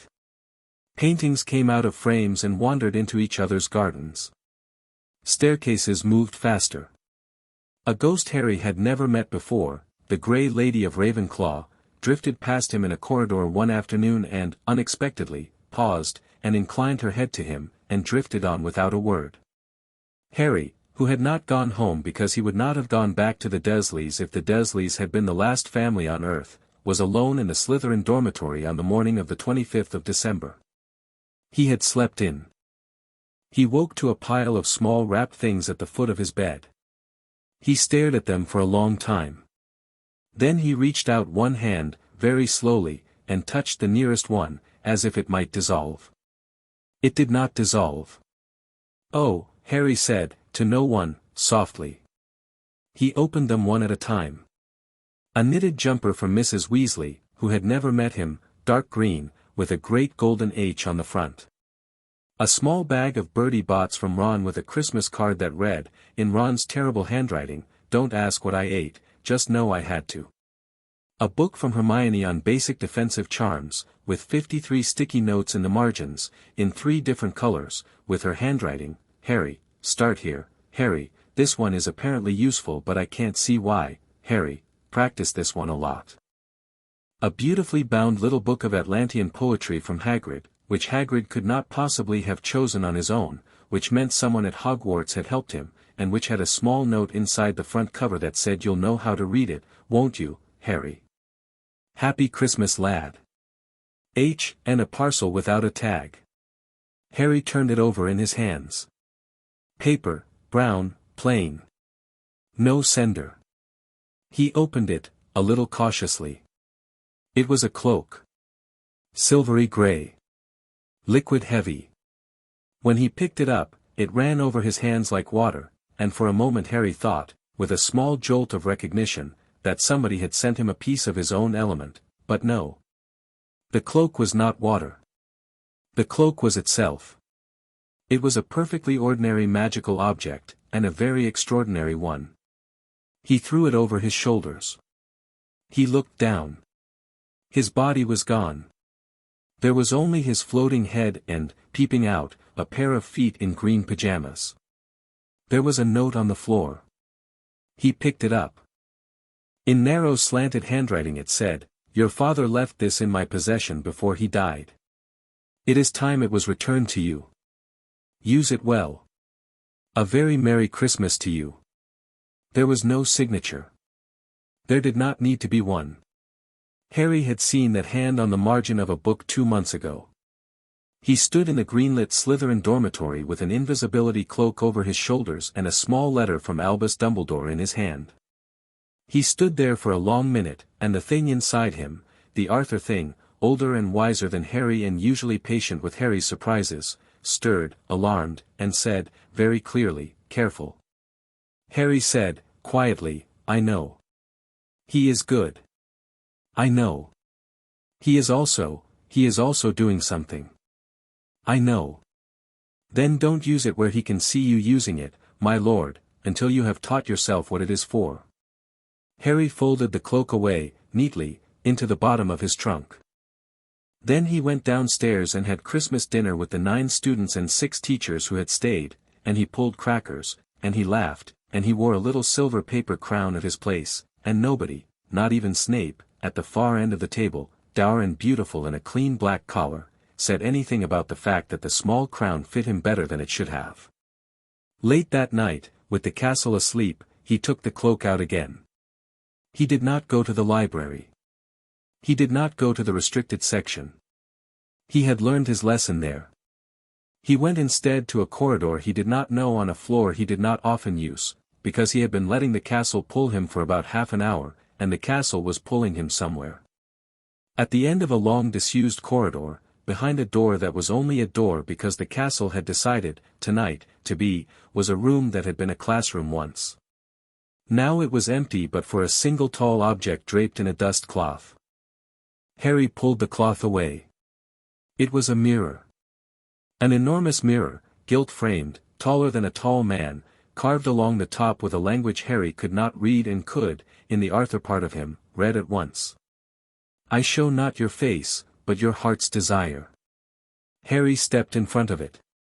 For a moment he was simply himself, staring at himself. Then the mirror listened, and offered him what he wanted. He saw a man in his 30s. Tall, broad, a little bearded, blonde going to gray at the temples, wearing a coat of something that shifted color in its weave. Behind him a woman with red hair and green eyes, one hand on his shoulder. Beside him, slightly shorter, a man with round glasses and the same messy dark hair as Harry, grinning. Behind them all, a woman with kelp-pale hair and a crown of coral, holding an infant. The man in the middle, Arthur, the king he had been, was looking out of the mirror at Harry, and was smiling, and Harry could see, oh, yes, clearly, that the man was not the same as he. The man in the mirror was whole. The man in the mirror had had a good life all the way through. The man in the mirror had died at his post. The man in the mirror was what Arthur's ghost, inside him, had come back from. "Hello," Harry whispered, to the mirror. The Arthur in the mirror opened his mouth to say something, and Harry, with a small hard wrench of effort that surprised him, said, "No." He had felt, in the mirror, the small sweet hook begin to set in his heart. The mirror was not malicious. The mirror was an honest mirror. But the mirror, he understood at once, was a mirror that would eat you if you let it. He could stand here for weeks and see his parents smile at him, and see Arthur hold him, and see the woman with the coral crown lift his cheek with her hand and tell him that of course she had missed him, of course she had looked for him, of course she loved him still. He would starve, standing here. Harry turned from the mirror. He did not turn slowly. He turned with a snap that startled him, like the breaking of a glass string. He stepped back. He pulled the dust cloth over the mirror. He left the room. He closed the door. The room unmade itself behind him. When he looked back at the corridor, the door was a wall, as it had been. He stood with his hand flat on the wall for a moment, breathing. Inside him, Arthur, his own Arthur, the one that lived in him, was trembling a little. "That was hard," Arthur said, honestly. "I know. You did well. I know. My lord, he brought you here on purpose." "I know," Harry said, and he was not sure whether he meant Dumbledore, or whether he meant the castle, or whether, in the end, he meant the both of them together, because the two had begun to be difficult to tell apart. He went back to bed. The visions started 3 nights after that. He had been expecting them. Hermione had predicted them. If I were a piece of a soul that had been stuck in a small child's head for 10 years and the child was starting to act like a king, and the child had just started learning occlumency, which is locking doors, the piece of soul would try to pretend to be part of the child so it would be let through the door. "You'll get visions. I'd bet on it." She had been right. The first night he dreamed of a throne. Not his throne, as Arthur. A different throne. A throne of black stone in a long black hall, with green candles burning in sconces the shape of claws. In the throne sat a man with a long pale face and no nose, and his eyes were red, and he looked right at Harry, and he smiled, and he said, in a voice like cold silk, "Harry. There you are. Come closer." Harry, in the dream, did not move. "Come closer," the man said, patient. "You're small." "I'm not. I've been looking for you for a long time." "No," Harry said, and he put his door in the way. The door in the dream, unlike the door in life, was a door that was visible, because the dream had to make the door out of something. His door was a great grey wooden thing, studded with iron, and behind it was water. He let the water come up against it. The door held.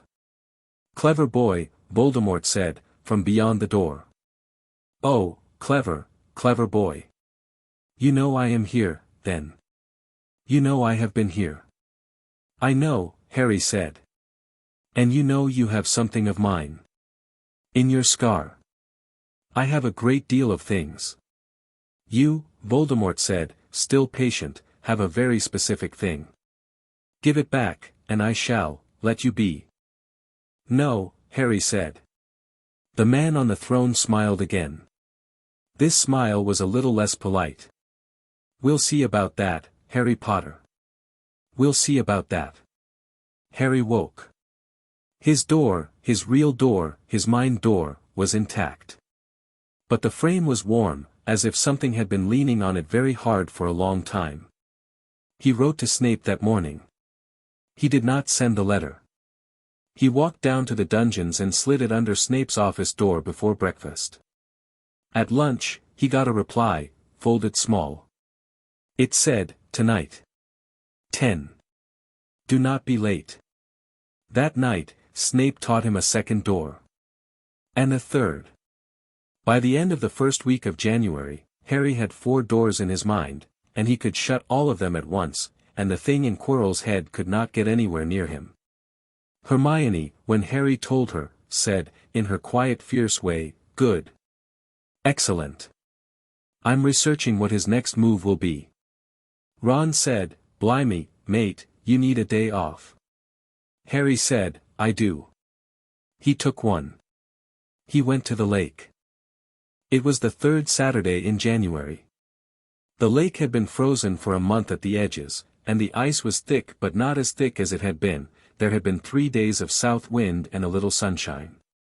At 3 in the afternoon, with the castle grounds empty under a thin winter sky, Harry walked down to the same patch of black sand where he had met Kether in November, and he stood and took off his robes and his jumper and his shoes and, after a moment's decision, his socks. "You'll catch your death," Ron said. He had come too. He had insisted on coming. Hermione was at his elbow, scarf pulled up to her chin, wearing gloves she did not trust, carrying a notebook she had no pen for because she had made herself come. "I won't," Harry said. "I promise. If you're not back in 20 minutes, 30. 20, Hermione said. "I am writing down the time. I have a watch. If you are not up in 20 minutes I am going to Dumbledore and it will be dreadful." "Deal," Harry said. 30 if I'm with Kether. 20 if I'm not." "Fine." Harry walked into the lake. The water, where his toes went in, was, to Ron and Hermione, so cold it should have stopped him. It did not stop him. It felt, to Harry, the way a warm bath felt to a normal person. He walked in up to his ankles. Up to his knees. Up to his thighs. Up to his chest. He turned, once, and smiled at Ron and Hermione, who were watching him with identical expressions of pale wonder, and then he did not dive. He simply walked forward, and the water came up over his head as if he had walked down a gentle stone stair. The world below the surface was a dim green-black, lit by moving lines of paler light from above. Fish, ordinary trout, a few long pike, hung politely at a distance. Something larger moved behind a green screen of weeds. Harry, walking on the lake bed, did not struggle to breathe. He did not, in fact, struggle at all. He walked the way Hagrid's boat had crossed the sea that first morning, as if the water had decided, quietly, that it would like to help. Half a mile out, the bed dropped away. Harry stepped off it, not falling, and drifted downward at a speed he was setting himself. Deep down, at the bottom of the lake, was a place Harry had not been told about by any book. The wizards, he thought, had probably not mapped it. Hagrid, probably, did not know. Dumbledore, possibly, had guessed. It was a city. Not a large one. Perhaps the size of a village. Low carved stone buildings, arranged around a great circular plaza, with a single tall column of white stone in the center of the plaza that Harry, coming down to land beside it, recognized as the match of the wand Ollivander had given him. It was driftwood. It was old. The column had a single spiraling line up its length, running in a pale blue-green, and when Harry put his hand to it, the line sang. A door in the largest building opened. Kether stepped out. Behind him came 6 others. 2 were old, with beards of pale weed, and eyes like deep water. 3 were younger, Kether's age, with tridents at their belts.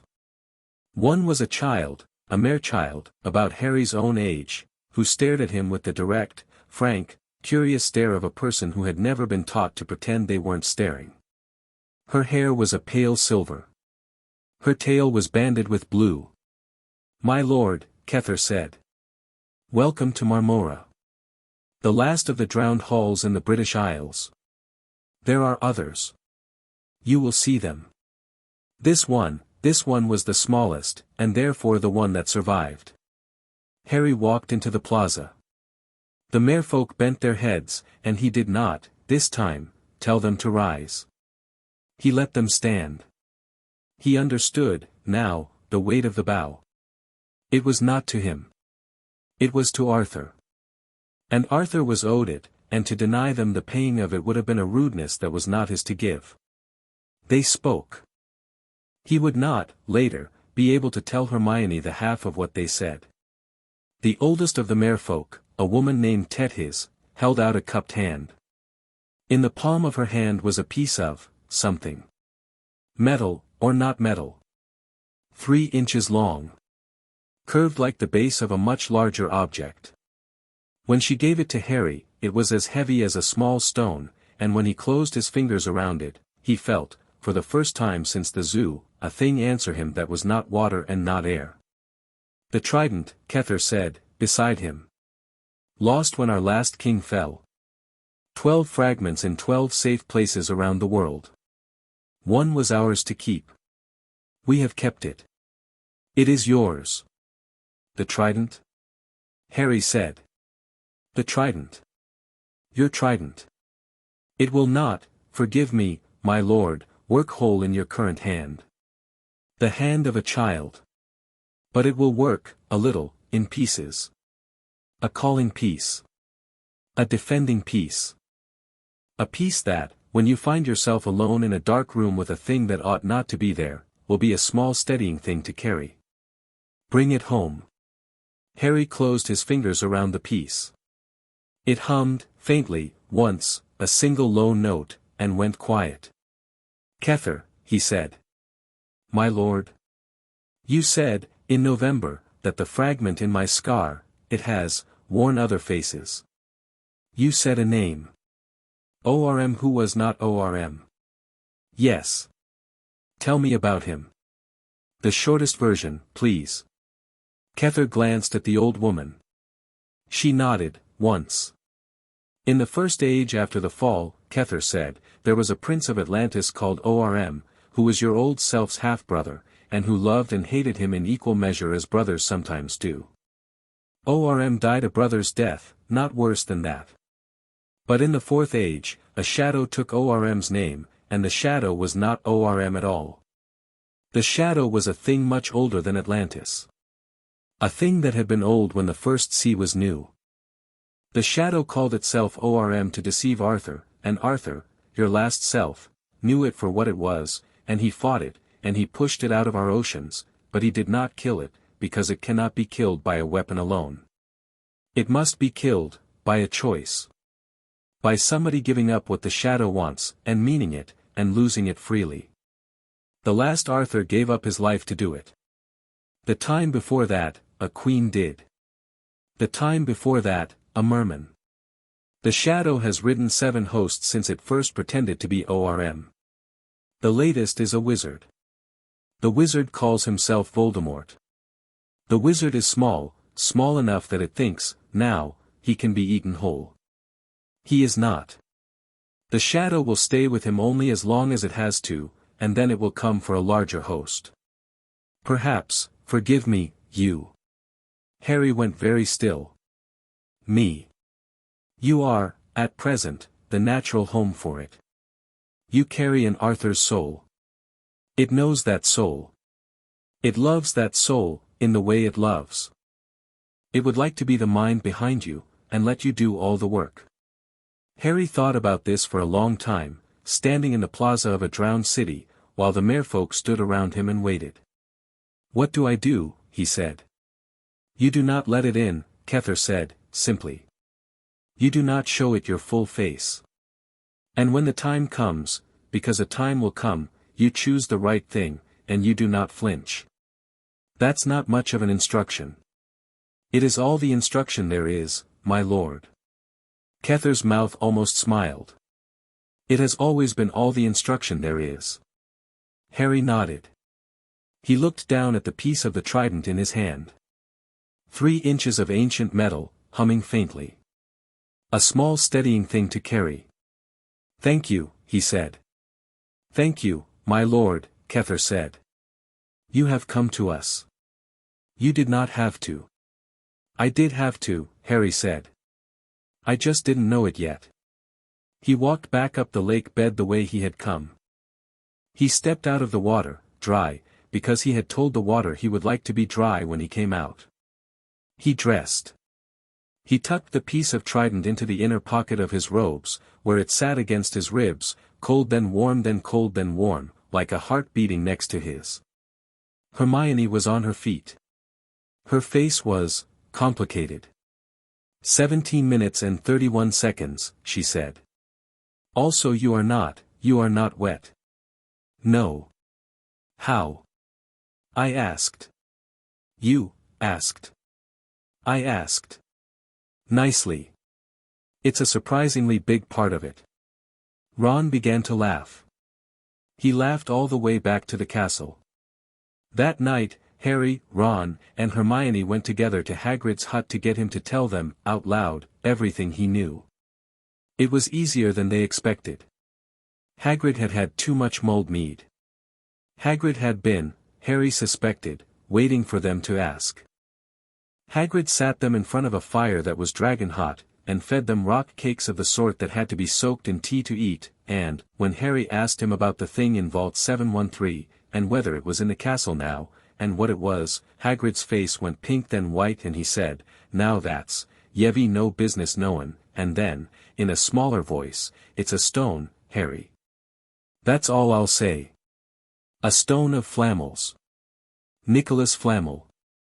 I've said too much. Flamel, Hermione said, pointing.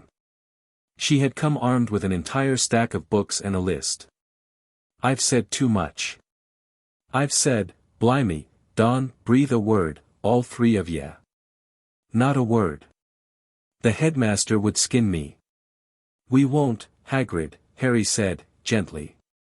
We won't. Tell us one more thing.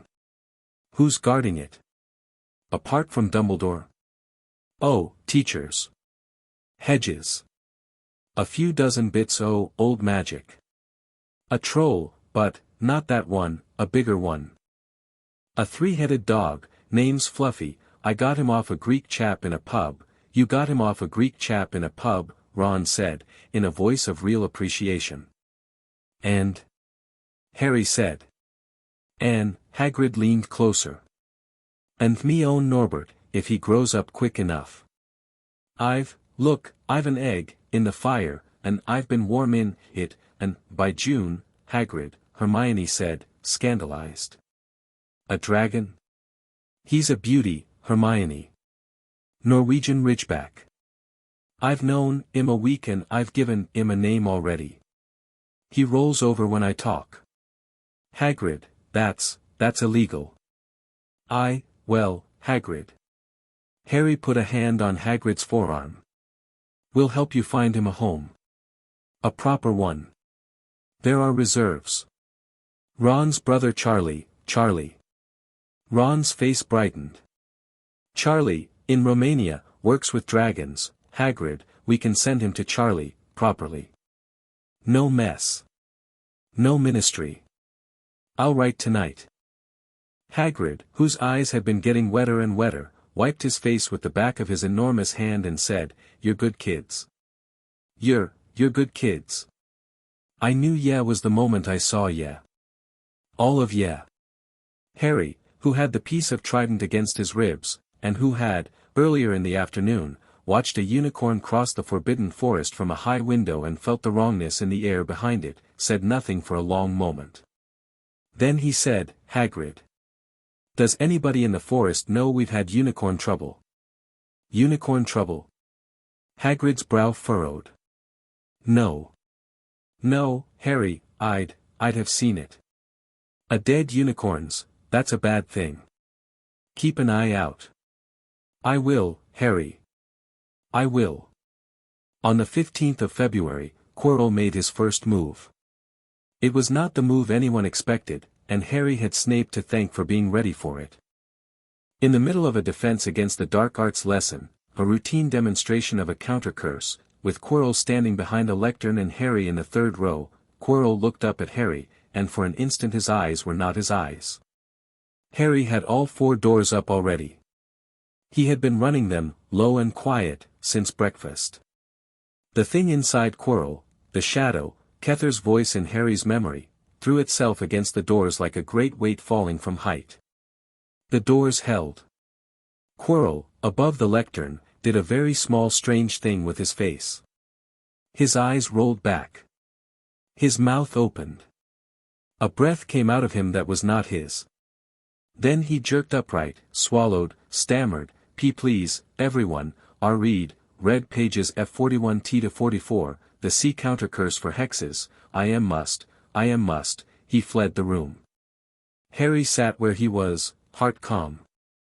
Hermione, 2 aisles over, was looking at him.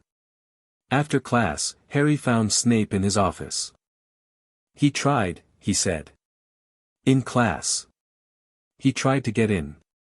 Snape, already standing at his desk, nodded once. I know.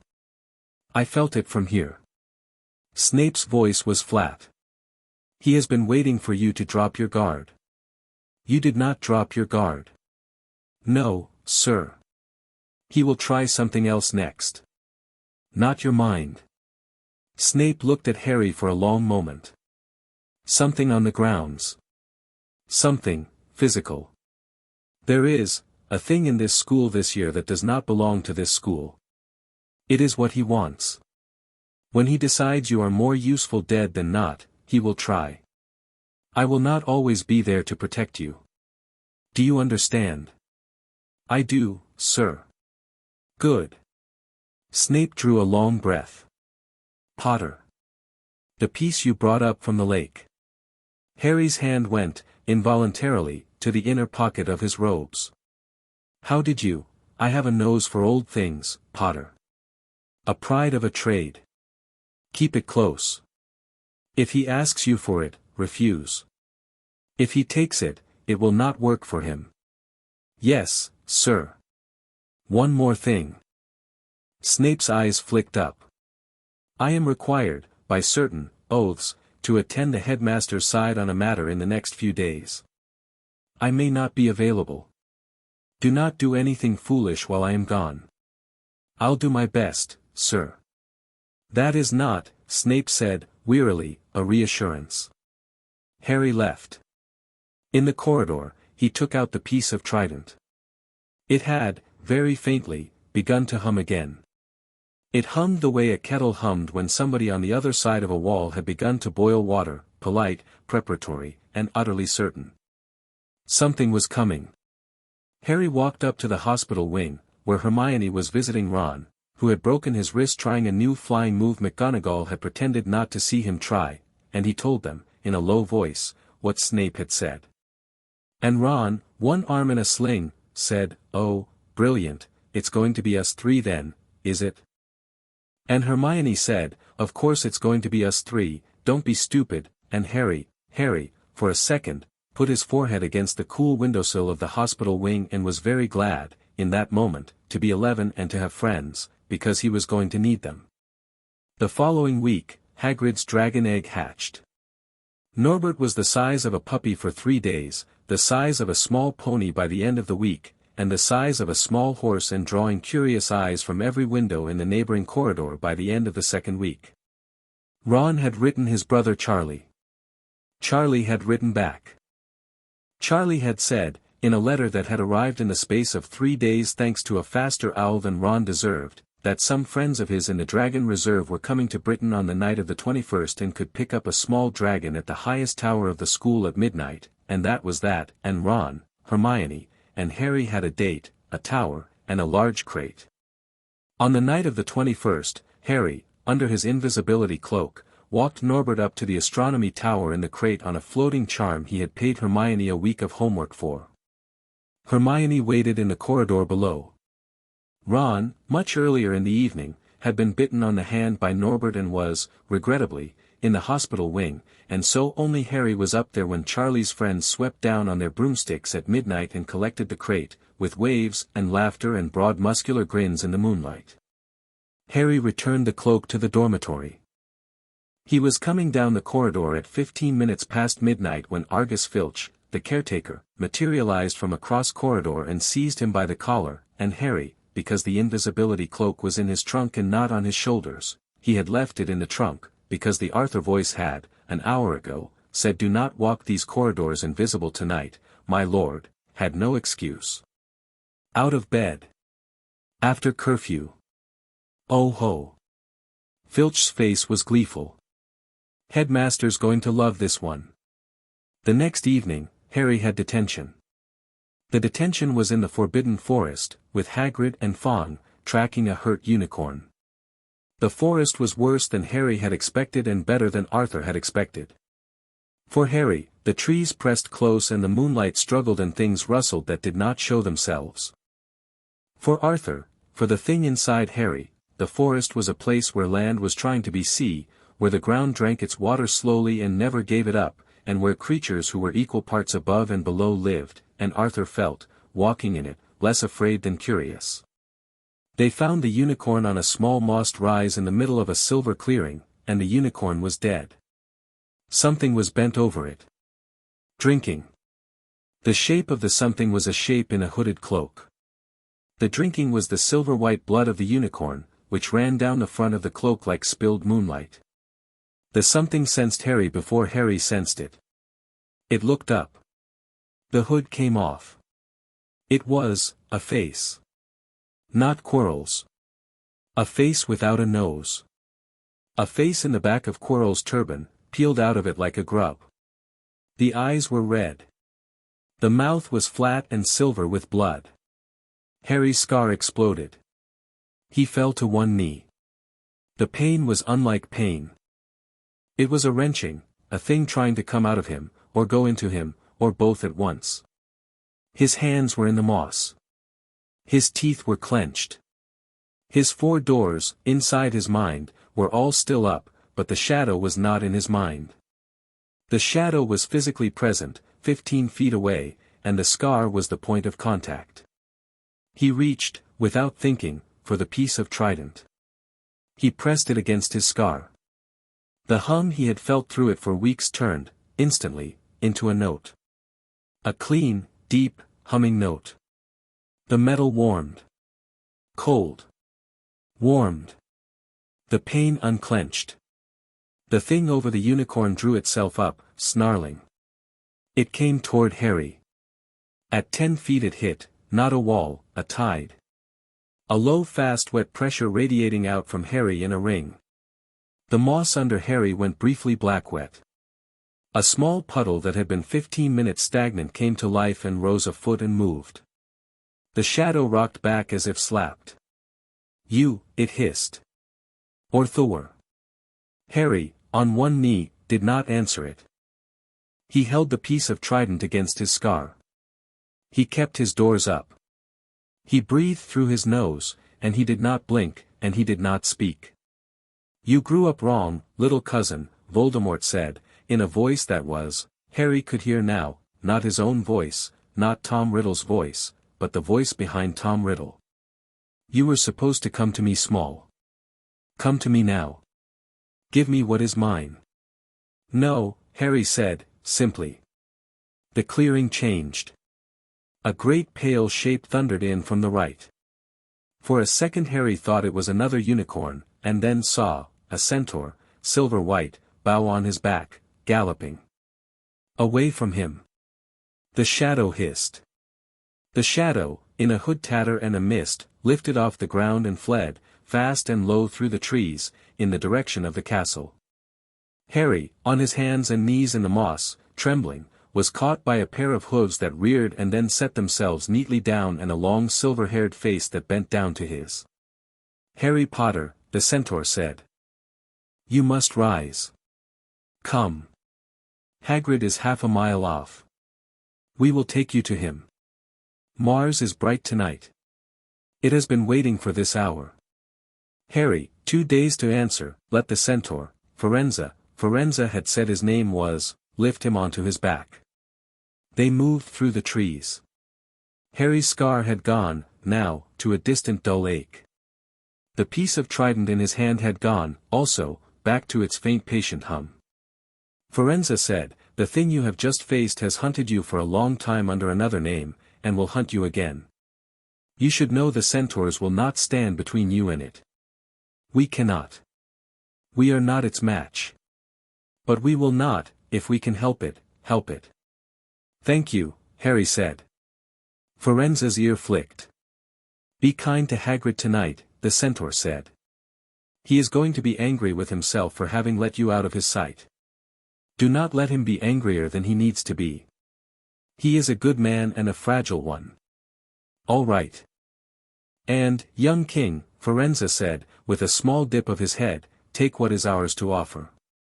You carry the sea. Know that there are creatures of the forest who will not be against you, when the time comes. We cannot stand with you. But we will not stand against. That is what I have come to say. Thank you, Harry said again, quietly, and the word was, for once, both Harry's and Arthur's at the same time. Hagrid was panting up the slope when Firenze set Harry down. Hagrid's lantern light was shaking because Hagrid's hands were shaking. Harry, oh Merlin, I lost your scent, yeah went off the path, I'm all right, Hagrid. You're shaken, lad. I'm all right. Honestly. Harry looked up at him. We need to get back to the castle. We need to get to Dumbledore. Now. Dumbledore was not in the castle. Dumbledore had been called to London, Ministry of Magic business. Most urgent, McGonagall's note in Professor Snape's absence said, in McGonagall's tight handwriting. Harry stood in Dumbledore's absent office with Hagrid at his shoulder, and closed his eyes. He's been drawn off, Harry said, softly. On purpose. How do you know? Because nothing else makes sense, Harry said. He'd never leave the castle tonight if he wasn't sure he had to. What are we going to do? Harry opened his eyes. He looked up at the great circular office, at the silver instruments whirring quietly, at the desk with a drawer in which, he knew, a letter addressed to him was sitting, and he thought, with Arthur's calm and Harry's stubbornness working together in his chest, we are going to finish this tonight. We're going, he said, to find Ron and Hermione. We're going to the third-floor corridor. We're going to the thing that isn't supposed to be in this castle this year. And we're going to stop him. Harry, Hagrid said, alarmed. Harry, you're 11. Harry turned to him. He smiled. It was a small tired smile, and under the tired, there was a man looking out through the eyes of a boy. I was 11 the first time too, Hagrid, he said, gently. I'll be fine. Hagrid, bless him, stared for a long second, and then nodded. I'll be at the foot of the third-floor corridor, he said. I've got Fawn. I've got a crossbow. If anyone comes out past ya and it ain't ya, I'll stop 'em. I swear it. Thank you, Hagrid. Harry ran. He ran down the moving stairs 2 at a time. He ran through the fourth-floor corridor and past the stuttering portraits. He ran down to the dungeons, where he pulled Ron out of the hospital wing by the good hand with Madame Pomfrey shouting after him, and up to the library, where he pulled Hermione out from between 2 shelves with a finger on his lips. He told them, in 3 sentences, what had happened. Hermione, wordless, tucked her wand into her sleeve. Ron, wordless, wrapped the fingers of his uninjured hand around Harry's wrist and squeezed, once.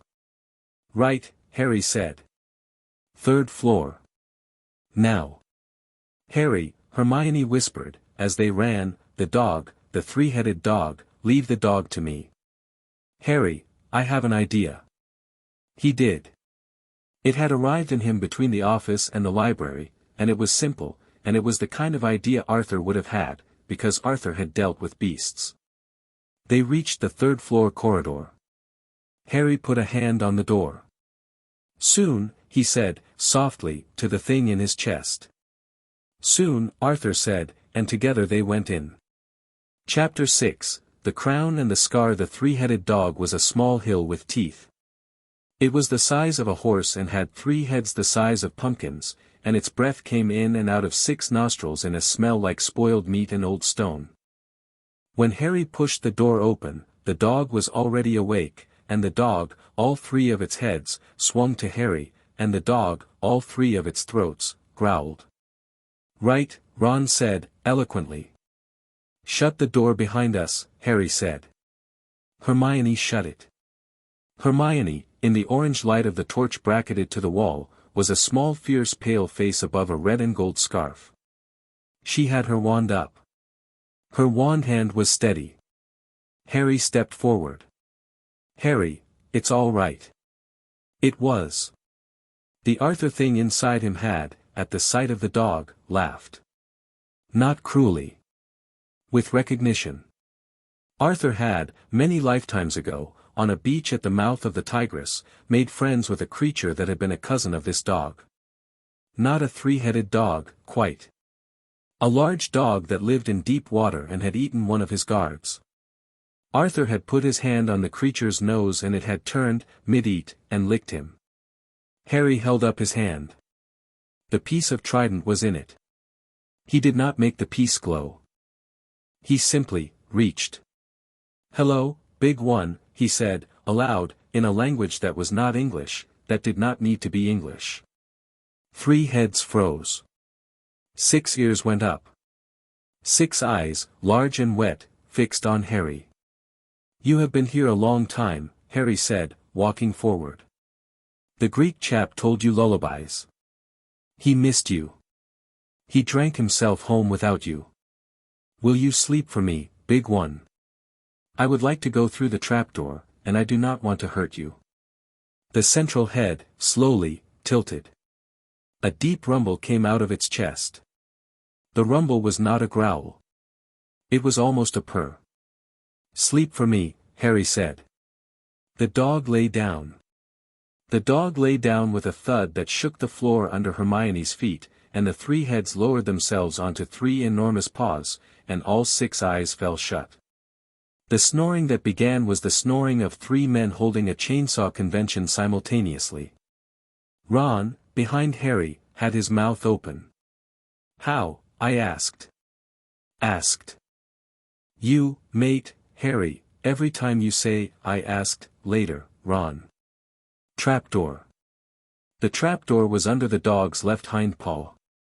Harry, gingerly, with a palm on the enormous joint, eased the paw off.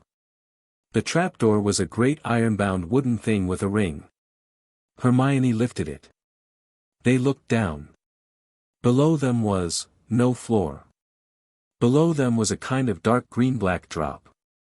Something was growing at the bottom. Devil's snare, Hermione said at once. It has to be.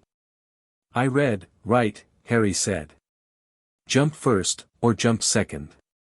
Third, Hermione said, grimly. I've got the spell for Devil's Snare. Sun, wrong, warmth, right. I'll handle it on landing. Fine. Ron jumped first, because Ron had volunteered before Harry could stop him, and because Harry was not going to patronize Ron Weasley on the one night when the 3 of them were perhaps about to save the world. Hermione jumped second. Harry jumped last, and was the last to fall through the dangling fat green tendrils into the pit, and the Devil's Snare, which had already wrapped around Ron's ankles and Hermione's arms, came for him too, and then, as it touched his skin, made a decision.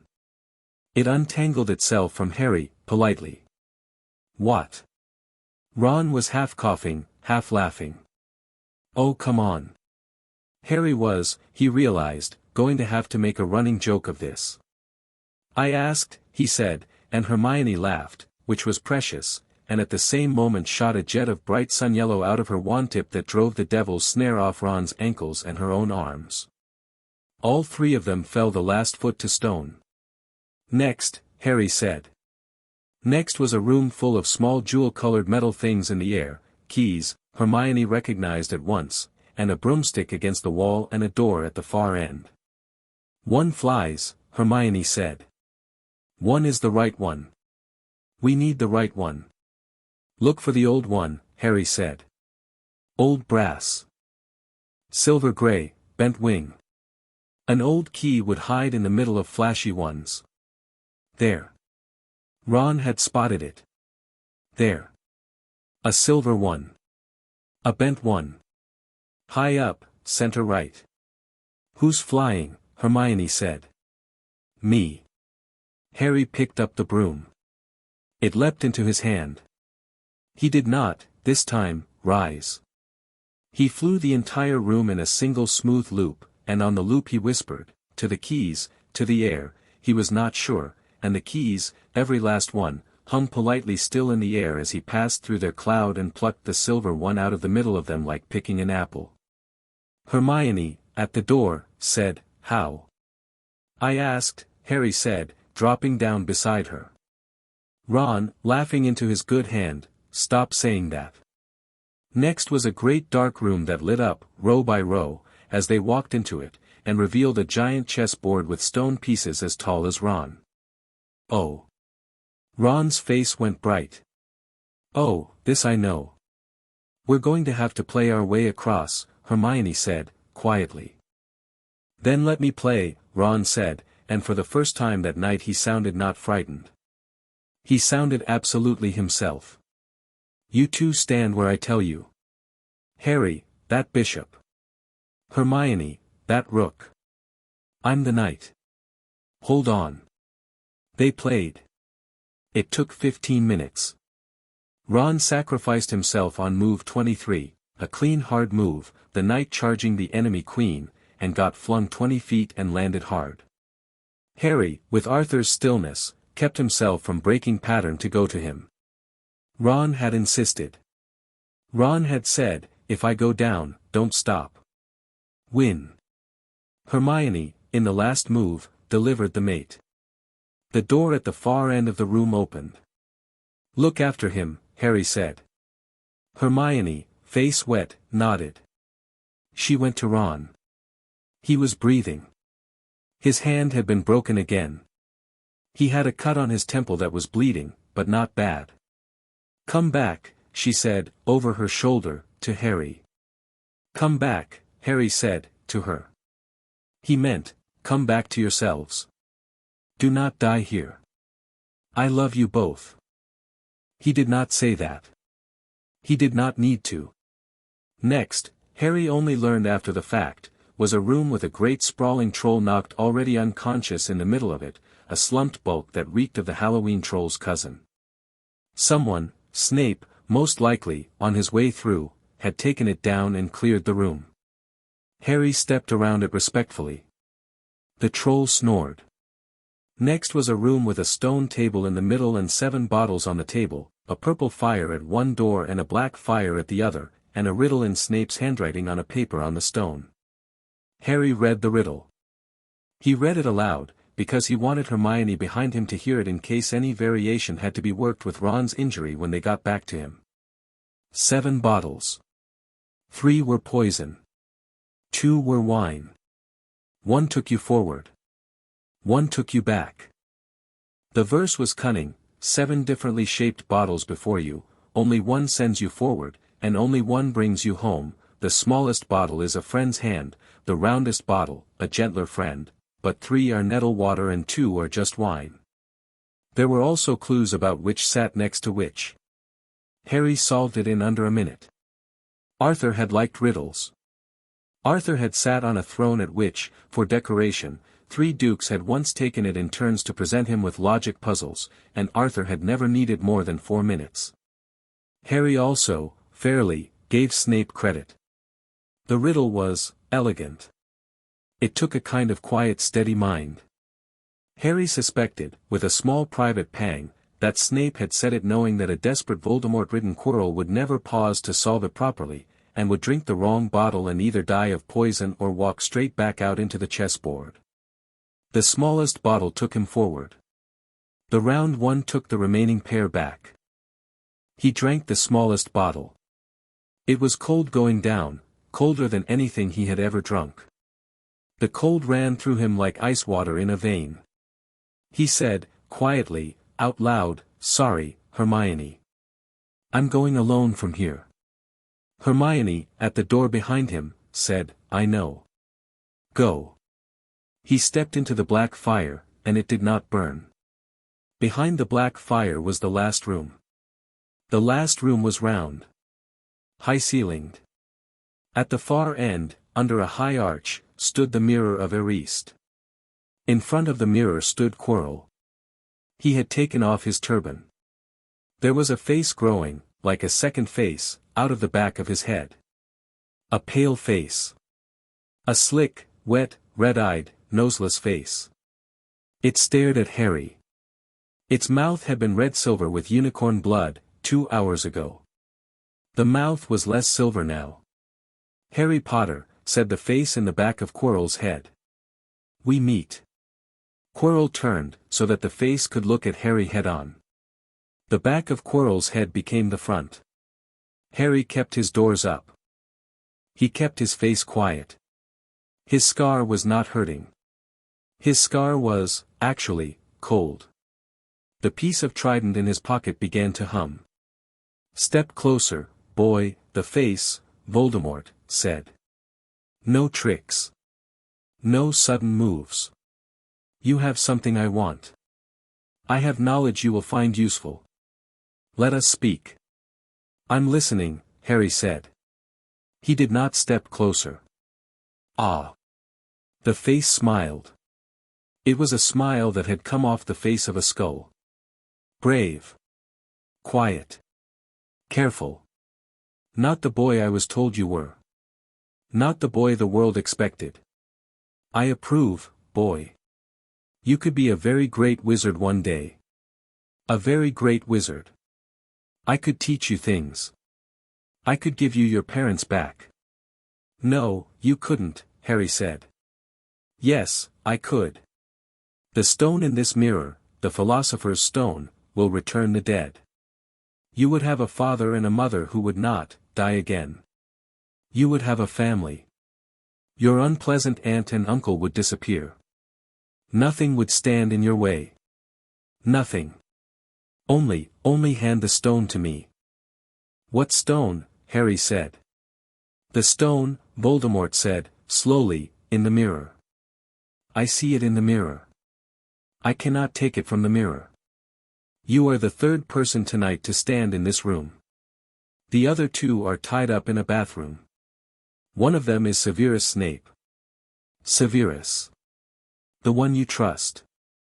Tied up like a hog. Tell me, Harry Potter, if you trust him, why do you think I tied him up? What did he know, that I did not want him knowing? What did he know, that I did not want, you, knowing?" Harry did not move. The Arthur voice in him said, softly, "He is lying about the mirror."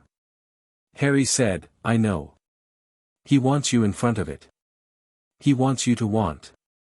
He wants to take what is in you while your doors are off. I know." "Step to the mirror," Voldemort purred. "See for yourself. A man, a woman, with your eyes. Standing just behind you. Just a step." "No," Harry said. The face twisted. "Step 2. The mirror." "No." The face went the color of something very old and very hungry. "Imperio," hissed Voldemort. Harry felt it. A wave. Warm. Soft. A warm bath of dew. This simple thing, it's fine, don't worry about it. A wave that said, let go. Just turn around. Just walk 3 paces. Just look. Harry did not turn. He, because this was important, did not even flinch. He let the warm bath of the curse run over him, and he let it, because it was easier than fighting, warm him. He let the warm wash over his 4 doors. He let it try. And then, because water could always run off water, he let it drain off him, down through his shoes and across the stone floor, and the curse went into the flagstones and dispersed, and Harry stood where he had been standing with his face as steady as a wall. Voldemort's face went white. "What are you?" "I," Harry said, carefully, "am Harry James Potter. I am 11 years old. I am the son of Lily and James Potter. I am a Slytherin. I am a Seeker." He drew the piece of trident out of his pocket. He held it at his side, not raised, not yet. "And I am the 7th reincarnation of the Sea King of Atlantis, and you have made yourself my enemy for the 3rd time in 600 years, and I am here tonight, you shadow, to tell you, in this voice, in this body, finally, with my own small mouth, that you will not have me. You will not have my body. You will not have my hands. You will not have my trident. You will not have my friends. You will not have my house. The Arthur voice in him was humming. The piece of trident in his hand was humming. He could feel, in the far deep places of the castle, through the walls, through the dungeons, through the glass of the Slytherin common room, the squid raising its enormous head. He could feel the long cold water of the Black Lake lifting on its surface. Voldemort saw it in his face. Take him, Quirrell. Quirrell's body, the body that had been a stammering bad-smelling teacher, lunged for Harry at a speed a man should not have been able to lunge at. Harry stepped back. The hands of Quirrell went for his throat. The hands of Quirrell reached Harry's throat. And burned. Quirrell, at full speed, staggered and screamed. The hands of Quirrell had gone, on contact with Harry's skin, red, then white, then smoking. He held his hands up in front of his eyes. They were blackening. Master, grab him. Grab him. Quirrell lunged again. This time his hands were wet with his own burn.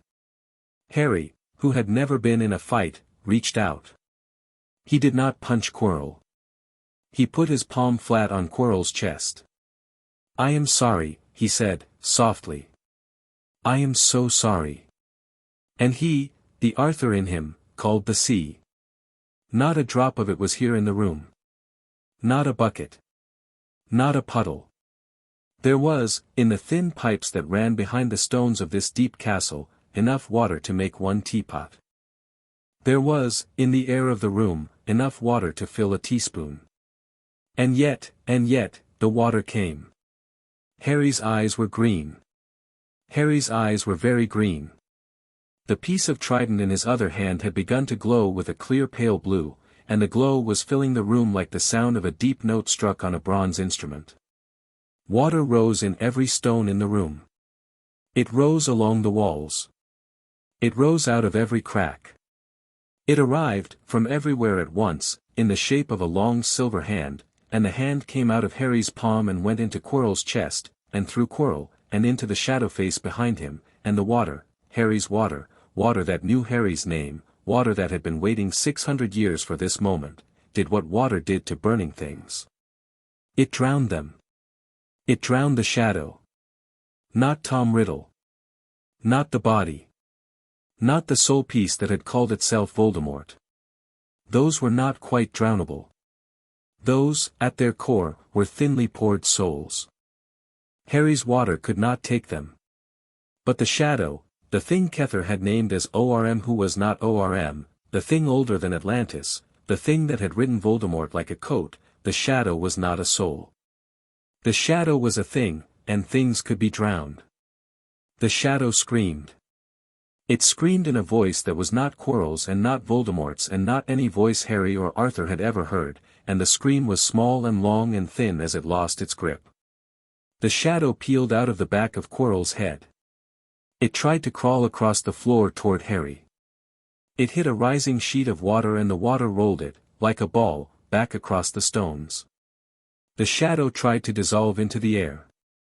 The air, cold, wet, clean, said no. Harry watched it. He watched it end. He did not, this was important, and he knew it, enjoy it. Arthur, in him, did not enjoy it either. But there was a kind of steadiness in both of them as they watched. The shadow had killed his parents. The shadow had killed queens and kings before that. The shadow had fed on unicorns and on Lily Potter and on Tom Riddle, and for every century it had fed, its mouth had grown wider. Tonight, in a round stone room, in the presence of a boy who had learned to ask water nicely, it ended. The last of the shadow thinned. Thinned. Went. Was gone. The fragment of Voldemort, the actual thin soul fragment, the thing Lily's spell had stuck in Harry's scar all those years ago, let go of the room. It gave a small, almost bewildered shriek, like a stranded wet thing, and fled out through the ceiling back to whatever other host the other Voldemort parts had made for it in Albania. Quirrell fell to the stones, alive. His hands were burned. His eyes were dazed. His head, when Harry bent over him, was ordinary. Empty. A man's head.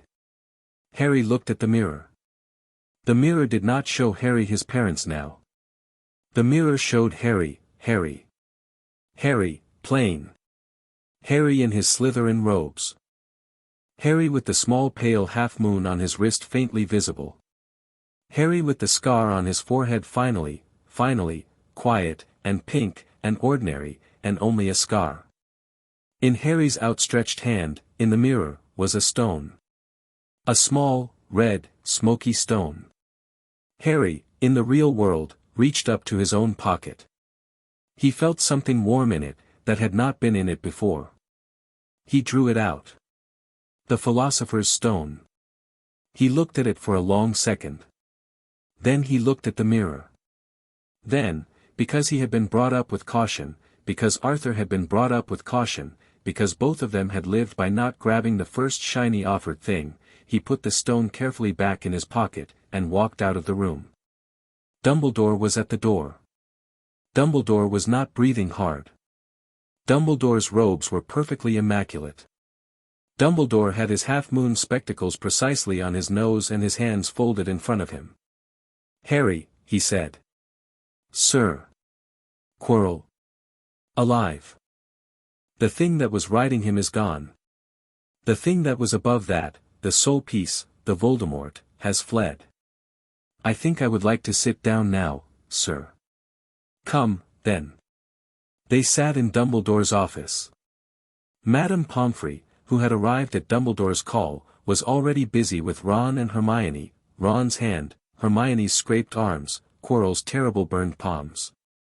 McGonagall was sweeping through the lower castle checking on everything that moved. Harry sat in a large squashy chair. Fawkes the Phoenix, on his perch, sang, very softly, a three-note thing that made the inside of Harry's ribs feel, for the first time all night, light. Dumbledore poured himself a cup of something and did not offer Harry one. Dumbledore sat down opposite him with the care of an old man who had overspent himself in a single evening, and he put his steepled fingers together at the tips, and he looked at Harry for a long time. "I went to London tonight," Dumbledore said, finally, on a letter forged in a hand so like mine I did not read it twice. "I returned the moment I read it properly.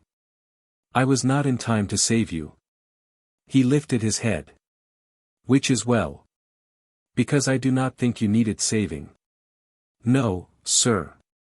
"Your hands are wet." "Yes, sir." "Your hands are wet because the sea came when you called." "Yes, sir." Dumbledore let out a breath so long it was almost a laugh. "Harry," he said. "I owe you an apology." "Sir." "For 11 years. For not telling you. For leaving you with the Dursleys.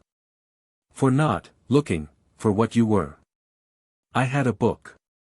A very old book. It told me, if I had read it aright, that the boy on my doorstep was not, only, a wizard. I did not read it aright. I read it as I wished to read it. I left you alone." Dumbledore's voice went very soft. "I am sorry." Harry considered this. Arthur, in him, considered it too. Between them, they had been sat upon by Aunt Petunia for a decade, and they were not going to let the apology go for nothing, and they were also going to forgive it, because the apology was good, and because Dumbledore, for the first time in a long career, had stood up and named himself wrong. "Thank you, sir," Harry said, carefully. It means a lot, that you said so." "Does it?" "Yes, sir." "Good." Dumbledore's eyes were wet behind the spectacles. "Good. Now. The stone." Harry took it from his pocket. He set it on the desk between them. It lay there like a small warm coal. "It is yours, sir." "It is Nicholas's, Harry. Not mine. Nicholas and I shall talk, tomorrow, and I suspect the stone will be destroyed. He is very old. He has been ready for a while. His wife is very old. They are, all things being well, prepared to let this be the last chapter. You need not feel regret. You have done, tonight, what is right. Sir. Yes, Harry. You sent me the cloak. I did. Why? Because it belonged to your father. Because you are, in many ways, still a boy, and a boy should have his father's cloak. Because, to be perfectly and unflatteringly honest, I hoped that with it you would, wander. Find the mirror. See me as a boy might and come back and tell me what you saw. So that I might know who you had grown to be. I walked away from it, Harry said. I know. Then you knew, sir. You knew that night. I had a very strong hunch, Harry. And I began, that night, to write a different plan. A plan with me, Harry said, quietly. Not for me. Dumbledore's eyes sharpened. They looked, briefly, very young. Yes, he said. A plan with you. If you'll have me. Because I have come to believe, in the last 6 months, that you are not a piece on my board. And because I have also come to believe that I am, at my worst, a man who mistakes affection for ownership. I should like, very much, not to do that to you. I am asking you, formally, Harry. Will you let me try? Harry looked at him. He looked for a long time. Yes, sir, he said, finally. On the condition, name it. That you tell me, from here on, what you actually know. Not what you think I should know. What you know. And if you don't know something, you say so. Done. And, sir, yes, Harry. Sometimes, instead of sending me cloaks and mirrors, you just ask. Dumbledore, for the first time that Harry had ever seen, laughed. It was a small surprised dry laugh, like a man who had just been told a thing he ought to have known for decades. Done, he said. Harry James Potter. Done. They sat together in the quiet of Fawkes's slow soft singing for a long while. Sir, Harry said, at last. Yes, Harry. The other bits of him. The soul pieces. Dumbledore's face went very careful. Yes. There are more. Aren't there? There are. How many? I believe, though I am not sure, 6 more. Harry took this in. We are, Dumbledore said, very slowly, going to talk about those. Not tonight. Not tomorrow. When you are ready. Because you, Harry, and I, and, as I understand it, Ron Weasley and Miss Granger and Mr. Hagrid and Professor Snape and, I suspect, a surprising number of very old mere people in a small drowned city somewhere in our own lake, are going to have to find them. And we are going to have to end them. Because the shadow, the thing you drowned tonight, that shadow may be gone, but Tom Marvolo Riddle is alive. Smaller, alone, without the old sea thing to guide him. But alive. How long do we have, sir? Some time. He will have to rebuild. But less than a decade. Perhaps only 2 or 3 years. All right, sir. Harry. Sir. I am going to ask you a question, and I would like, if you can, an honest answer. All right, sir. Dumbledore leaned forward slightly. The firelight caught on his half-moon spectacles. Fawkes, on his perch, sang one long clear note and stopped. When you face him again, as you will, Harry, I'm sorry, will Arthur be with you? Harry thought about this for a long time. He thought about it longer than the question needed, because it deserved the length. He thought about the boy he had been in the bath on Privet Drive, and he thought about the man he had been on a black beach at the edge of a world that was gone, and he thought about the piece of trident against his ribs, and he thought about Ron Weasley limping back through a trapdoor in Hermione's arm and Snape handing him a photograph without a word and a merman bending his head in a plaza under a lake. He is me, sir, he said, finally. He is not with me. He is me. I am him. There is not a border any more. There has not been for a while. I am Harry. I am also Arthur. I am one person. He will be here. I will be here. We will show up. I see, Dumbledore said softly. Is that what you hoped I'd say, sir? Yes, Harry. It is, rather. Then good, Harry said. Because it's also the true one. Dumbledore smiled. It was the smile of a teacher who had been afraid, for a long time, that his best pupil would not arrive in quite the right shape, and who had just received the pupil as he was. Go to bed, Harry. Yes, sir. One more thing. Sir. Ron and Hermione. Miss Pomfrey will have them up and eating by breakfast.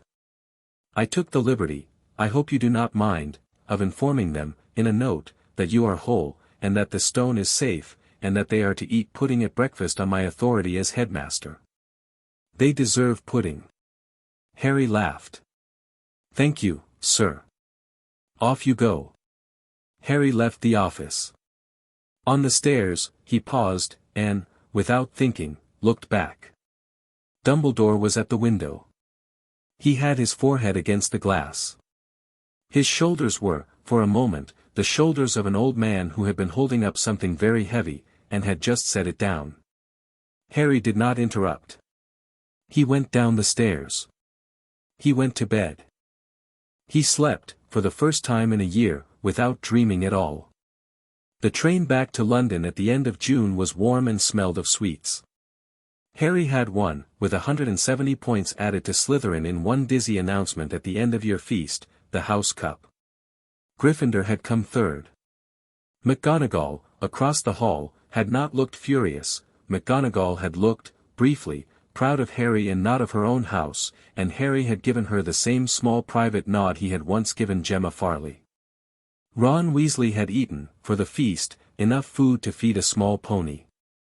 Hermione Granger had, in the last 10 days of term, written a complete outline of her suggested summer reading schedule for all three of them, with a note at the top that said we will stick to this but we will also rest, I promise. Snape, on the last day, had handed Harry a small plain envelope without a word. Inside the envelope had been a single photograph of a red-haired young woman laughing at something off-camera, with green eyes, with a small boy in her arms. On the back of the photograph, in Snape's narrow hand, were 3 words, "She loved you." Harry had put the photograph in his trunk, next to the piece of trident, next to the coralwood wand, next to the invisibility cloak. He had not cried. He had simply, for a minute at the corridor window, looked out at the sky and breathed. On the train, Hermione was reading. Ron was dozing. Harry sat by the window and watched England flatten toward London. You know what the mad part is, Ron said, without opening his eyes. We're 11. We just stopped at Dark Lord. We'll have to do second year after this. There's going to be more. Yes, Harry said. Are you ready? Harry thought about it. No, he said, honestly. But I will be. Good. Ron opened his eyes. Because you're not doing any of this alone, mate. Never. Not next year. Not the year after. Not ever. You got that. Hermione put her book down. She looked at Harry. Her chin was up, her eyes bright. You got that, she said.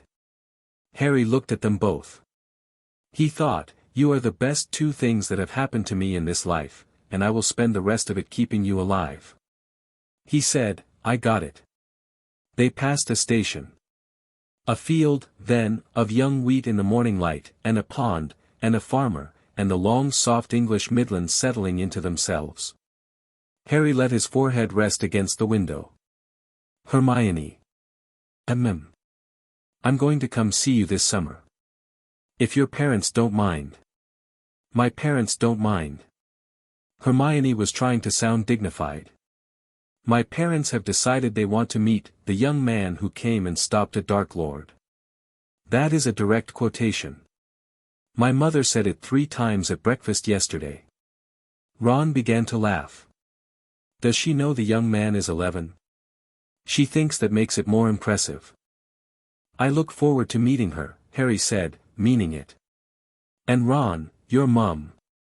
My mum, yeah, my mum, she's got plans. She's knitting, Harry. She's knitting 3 more jumpers. I feel, Harry searched for the word. I feel lucky. Hermione's eyes went very bright. She blinked hard. Ron hit Harry gently on the knee with his good hand. Don't, Ron said. Don't say it. It makes Hermione leak. Oh, shut up, Ron. They laughed. The train went on. Somewhere further up the carriage a trolley was being pushed, and Ron, who had not yet quite forgiven himself for the Bertie Bott's from Christmas, spent most of the last hour buying enough food to feed a small regiment and distributing it among them. At King's Cross, on the other side of the wall, the Dursleys were waiting. They saw Harry. Uncle Vernon went pink, then white, then pink. Aunt Petunia's mouth set in a line. Boy, Uncle Vernon said. Here. In the car. Now. Harry walked toward them, pushing his trolley. Behind him, a voice said, a moment, please. Harry turned. Hagrid. Beside Hagrid, Kether, in a long traveling cloak, in a form Kether could wear on the surface for short periods, tall, silver-eyed, dressed as an eccentric uncle. Beside Kether, a small woman in a green hat whom Harry, after a second, recognized as Gemma Farley's mother, who had written him twice during term. Beside her, in a posture of brisk legal dignity, a man with a briefcase. Mr. Dursley, the man said, with a small crisp nod. My name is Edmund Urquhart. I am Mr. Potter's solicitor, retained on his behalf by trust since his birth. I have been somewhat late to his case. Uncle Vernon stared. This, Mr. Urquhart said pleasantly, is a formal visitation order regarding Mr. Potter's summer residence. Under Section 18 of the Abandoned Minor Guardianship Act, a Muggle-facing adaptation of a wizarding statute, Mr. Potter will be spending alternate weeks of his school holiday with his magical guardian, Rubeus Hagrid, and with his legally registered family friend, Mr. Curry, of a small coastal estate which has been held in trust for Mr. Potter since his birth. You will house Mr. Potter for the remaining weeks, you will feed him, and you will not, and I say this once, Mr. Dursley, because my client has asked me to be civil, you will not lock any door of your house between him and the outside world. If you do, I will know. If I know, I will act. Is that clear? Uncle Vernon opened his mouth. Closed it. Nodded, once. Excellent, Mr. Urquhart said, pleasantly. I shall collect Mr. Potter on Friday at noon. Do have him packed. He tipped his hat. Harry met Hagrid's eye. Hagrid was grinning so hard he looked like he was about to split. Mr. Curry. Harry said to Kether, quietly. A pleasure, nephew, Kether murmured, bowing his head slightly. I will of course be staying very close to the coast. I have a little villa that has been waiting 600 years. You will love it. The squid sends its regards. It will be swimming down to meet you in July. Harry laughed. It was a big, helpless, real laugh. It went up over King's Cross Station like a bird that had been caged and had remembered, just today, that it was a bird. Aunt Petunia, by the car, watched him and did not speak. A muscle in her jaw moved. For a second, Harry thought she almost, smiled. Harry got into the car. The doors of the car did not lock. Aunt Petunia, in the front seat, had not turned around. Her fingers on the door handle were white. She had, Harry noticed from the back, been crying, not recently, at some point in the last hour, perhaps at the station when he had laughed. Her shoulders had their old stiff line, the line they got when she was pretending not to feel a thing. But her fingers were not right. Her fingers were the tired fingers of a woman who had been carrying a thing for a very long time. Harry did not say anything to her. He did not know yet what to say. Arthur, in him, did not either. There was time, both of them thought. There would be time to come back to Aunt Petunia, who had known his mother, who had loved his mother, and who had resented his mother for the rest of her life for being what Aunt Petunia could not be, and to be kind. When he was older. When he was ready. "Cheer up, boy," Uncle Vernon said, after 10 minutes of silence, in a voice that was trying, with enormous difficulty, to sound normal. 2 weeks. Only 2 weeks. Then off to this curry fellow. Yes, Uncle Vernon. Don't do any funny business. No, Uncle Vernon. Harry looked out of the window. Somewhere northeast, on a black beach at the mouth of a small river that ran down to the sea, Kether was, even now, opening the door of a small villa that had been waiting for its king for 600 years.